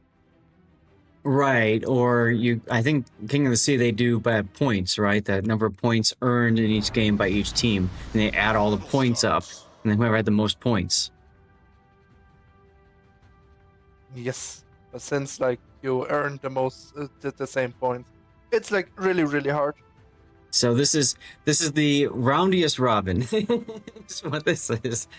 So let's take a look. We're joined by Rias PRPR, by the way, the person who built that replay render tool that we've been messing around with on live play when we do replay analysis. So Exile has an Enterprise, Cambridge, Des Moines, Hawaii, Montana, Hawaii, and Kidd for their ships. And what's TK got, if you don't mind?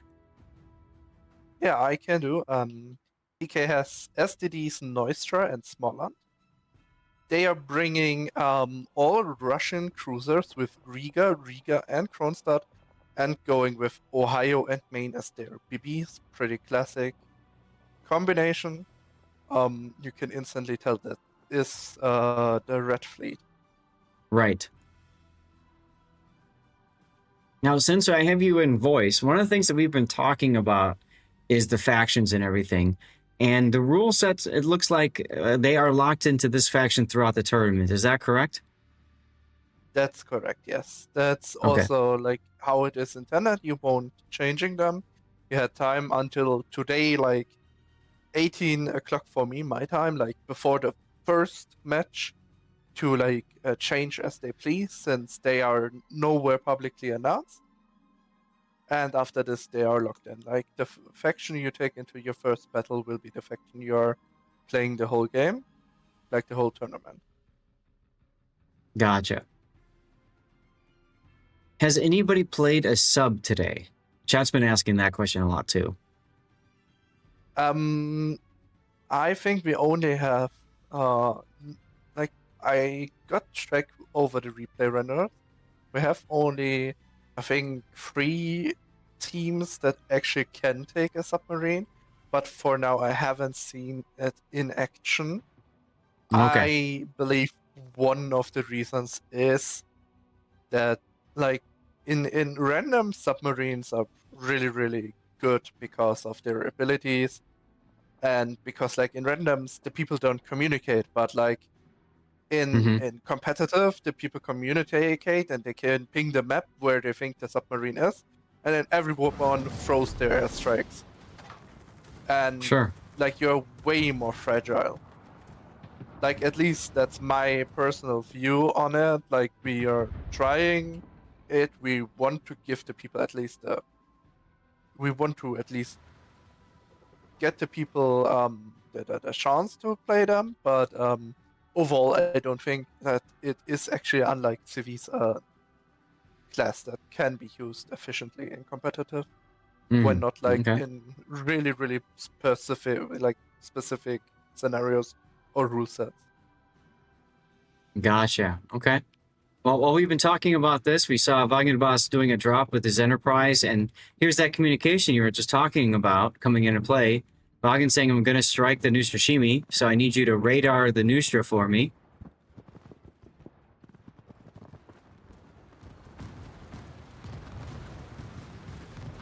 A lot of teams seem to be playing the Intian fleet. Antanian fleet, whatever it's called, with the carrier. Yeah. Yeah, a lot of people see to play it. Like the name actually is original from World of Warships itself. Yes. It's like the good boys in the Rasputin scenarios, or part Okay. of them. Overall, I'm surprised. Now the Noistra heals. I just wanted to question why he doesn't press his zombie heal, because it's up. But there it goes. Yeah, I was a little late to start healing, but he did. I mean, he is fine. Like the big weakness of the carrier faction, the Intania fleet here, is definitely that they not really have HP. Like they only have one BB to hand. They all they have is like soft damage, Right. and they need to like utilize it really well. But for this, like you have the massive spotting and damage output advantages. Yeah, it definitely comes I down mean, to how can use that spotting. Yeah. I mean, we can also see here, like, how the Hawaii is just basically able to drive in front of the Kronstadt and gun him down. Mm-hmm. Like, that's one of the skills of the Hawaii, what makes it, like, honestly that brutal in this game. And the last tournament, the fleet was not even good at putting out damage. Like, Okay. it has the carrier as, like we saw last tournament, it had the carrier as gimmick, but that was everything. Like, you had the carrier, but it was like, you just got run over by every single faction, because you weren't able to pull enough damage, you weren't able to do something with the spotting, basically. Now we gave So- it Hawaii, and yeah. It was already when we did the decision, we thought it will be pretty good. But since like people can basically choose what faction they want in this tournament, we were like, get everything to somewhat an equal state, and Mhm. then let the people choose what they want to play. Are there any factions that were not chosen at all?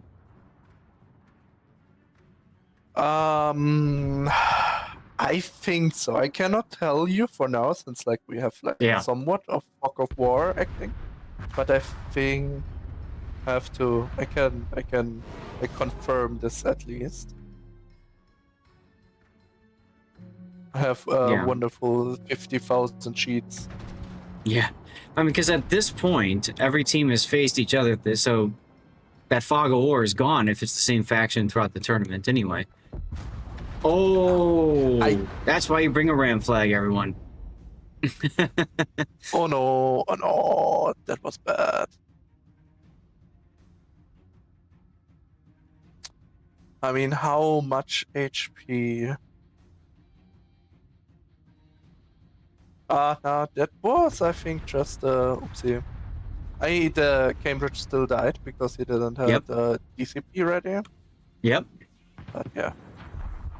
Definitely not necessary in general. Like, when you have as Riga more HP than the Cambridge, you're free to root them in any situation. Like, max HP, of course. Mm-hmm. So this shouldn't happen. And like in this tournament, everyone has press accounts and like the flags are for free. Oh, yeah. Absolutely. Yeah. Well, Yeah, I think We're- there's one faction, by the way, that is not getting played. Well, it's really sad because I thought it's one of the stronger factions. Nobody Oh, really? picked it. are you talking about the Asgardian fleet? Or you said No, you can't the say? Asgardian fleet I already identified today. Oh, you've already seen them. Okay, cool. Yes. No, actually, like, because it would have been like obvious for already. Nobody picked Twilight Fleet. Like, it would be really obvious to see because you would see a Nevsky in a tournament. That's been banned since ages already. Yeah. But since you haven't seen any Nevsky today, we can be pretty sure this faction isn't picked. What's pretty interesting, because personally I thought it's a really strong one. I love how you guys said because Kinemod's not playing, you can play now. You can use the ship. Yeah, although interestingly, it's also allowed in the next clan battle season. Oh, Yeah, this still is interesting. Like, although Exile has more ships, like we still don't on have the win board condition control. for. Yeah, like they are far off the B cap, and they still have like a main that with 2 heals. They And have a Tree really Krieger's in healthy trouble. Smaller. Yeah, the Riga really needs to get himself like out of this position like, as soon as possible. Somewhere where he can only get harassed by the CV, probably. Don't think the CV like has. Oh, That was a good AP bomb drop there. yes. Still, like, he's pretty lonely. That's like actually an issue. And if now other ships can shoot him, the CV is definitely be able to like do enough damage over time until the match is over. Well, we got some Especially now Hawaii shots also- in. Yes, like he needs to actually get really, really well positioned on the island there. But I think it's possible. Like, he will have his next heal. He has DCP. He has still all Raider and all Hydro. And that's going to be He crucial will right now. eventually, yeah, he will eventually even get Hawaiian Kit into Raider. Like, Exactly. the main is looking. The Smarland is getting into position. There's the radar. Yeah, there it is. Now, if they get the kit, that's like really, really huge. Yeah, but they're going but for the main is Hawaii. shooting the Hawaii. Wow. Yeah, and exactly. Still, Riga has Hydro. If the kid is driving into the scap, he will be Hydro. Mm-hmm. And I think, like, like in this situation, like as the Riga, you maybe can even peek the kid there, and like the kid won't survive that. I mean, Riga's got the Like, bow honestly, pointed in the what right is- direction. what is going to like punish you if you just drive out there? Like if you not drive into them, but like drive Mhm. out, kite away, have the kid in all of your 3 turrets. I do Interesting like that the idea kid with light. torpedoed, though. I think it's essential. He knows that he needs to do this. Yep. Or it would be like at least my reflex as well.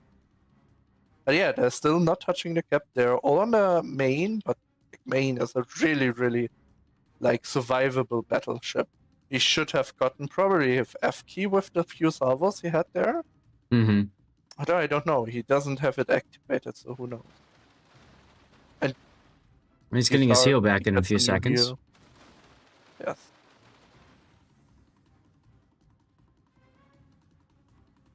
Also, the other Hawaii is all. Oh, the Joker Hawaii is spotted again. Yeah, Krieger needs to come out of his hiding spot there. I know he's low, but Jocker is too. And they need both Hawaiis to get into this action. Yeah. I mean, the Smarland has here a prime position to like when the Riga decided to open up now and the Smarland is behind the rock, the Smarland can also farm Hawaii. And like Mhm. it's Hawaii is all but superstructure, so like you do a lot of that. Ooh, Wow. no, the Riga is flat to it. Oh, that's no good. Oh, no, that's actually really bad. That's Yeah, that's unfortunate for TK. That just leaves 2 ships on the board. Main shells miss. but the Smartland is still against Hawaii.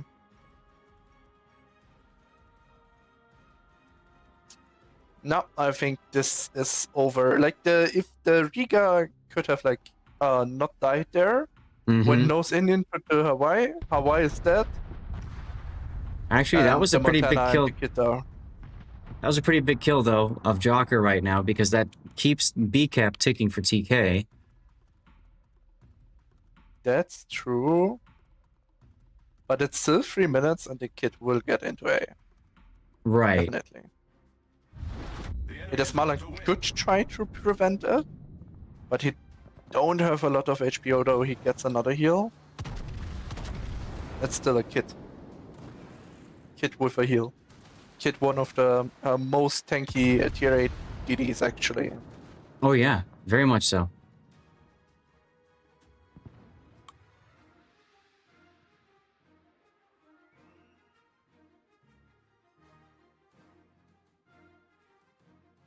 Well, that'll probably do it for this game as Commandant continues to come under fire from the Hawaii. Yes. And A is falling. And that pretty much resolves this. It was really close for several moments, Yeah.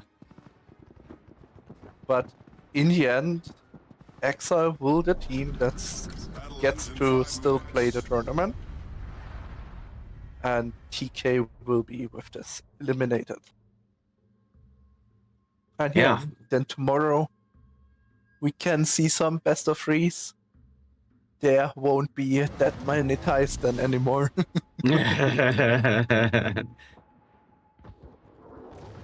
Oh, 227.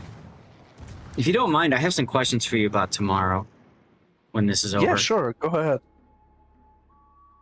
Spotting's the power of carriers. Absolutely, it is, Duckman. And there we go. Let's get our death pick. With a plane falling from the sky as well. That's awesome. All right. Congratulations to Exile for the win. Put them up here on the winner screen. And I'll ask you my question in a sec here once I get my stuff sorted. Okay. I have also to do the scorekeeping for a moment. I'm sorry, what? Still working busy here. I have to do the scorekeeping, like doing my wonderful website here. Yeah, so I'm just curious. So the Swiss stage is tomorrow, and then it finishes on Saturday, right? So is tomorrow stages 1, 2, and 3, round 1, 2, and 3 of the Swiss, or is it just 1 and 2?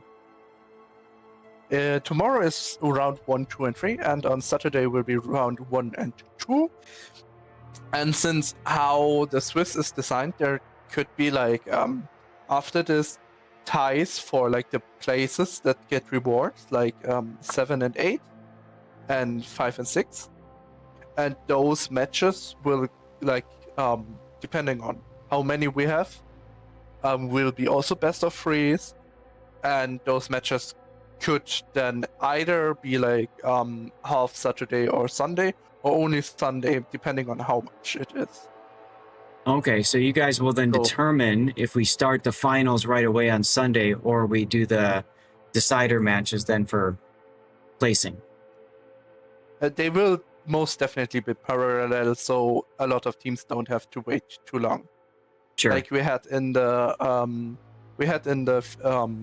past that the finals are getting really, really long, and we have the finals. I think even I have to look again, but I think we decided to not do a best of 5 for it, because in the past we just had for Enterprise and this tournament that it just gets exhausting, and like you're on a Sunday, and for EU and Asia it's already really, really late and people need to work. Yeah. Okay. All right, good. So, well, thanks for joining in. Appreciate it. yeah, I guess thanks for having me. Yeah, of course, anytime. And with this, I will, if you don't have any questions, No. we'll leave you alone again and say thank you for streaming this amazing tournament, and hopefully hear you tomorrow again when the Swiss start. Yep, we'll be here. We'll be here. The sign-up sheet's going to come out a little bit, right? So we can sign up for games tomorrow? Exactly, yes. Okay. Yeah, we'll pick that up. We're going to do live play, so we'll keep streaming for a while. So we'll make our picks together in that time. Okay, great.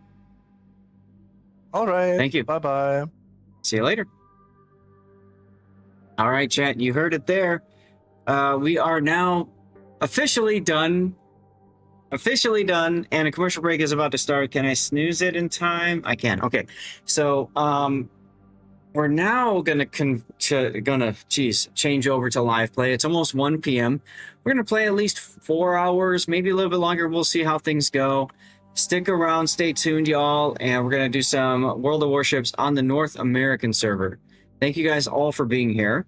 And I'm going to go to the outro. I'm going to cut my internet, all that kind of stuff I mentioned before. It's going to be a lot of work. Once we get things sorted, you'll see us back again. And we're going to get a giveaway going to celebrate and encourage everybody to refresh their screens and come back. Okay? Till tomorrow, guys, or the after party. Stick around. We'll see you in a few.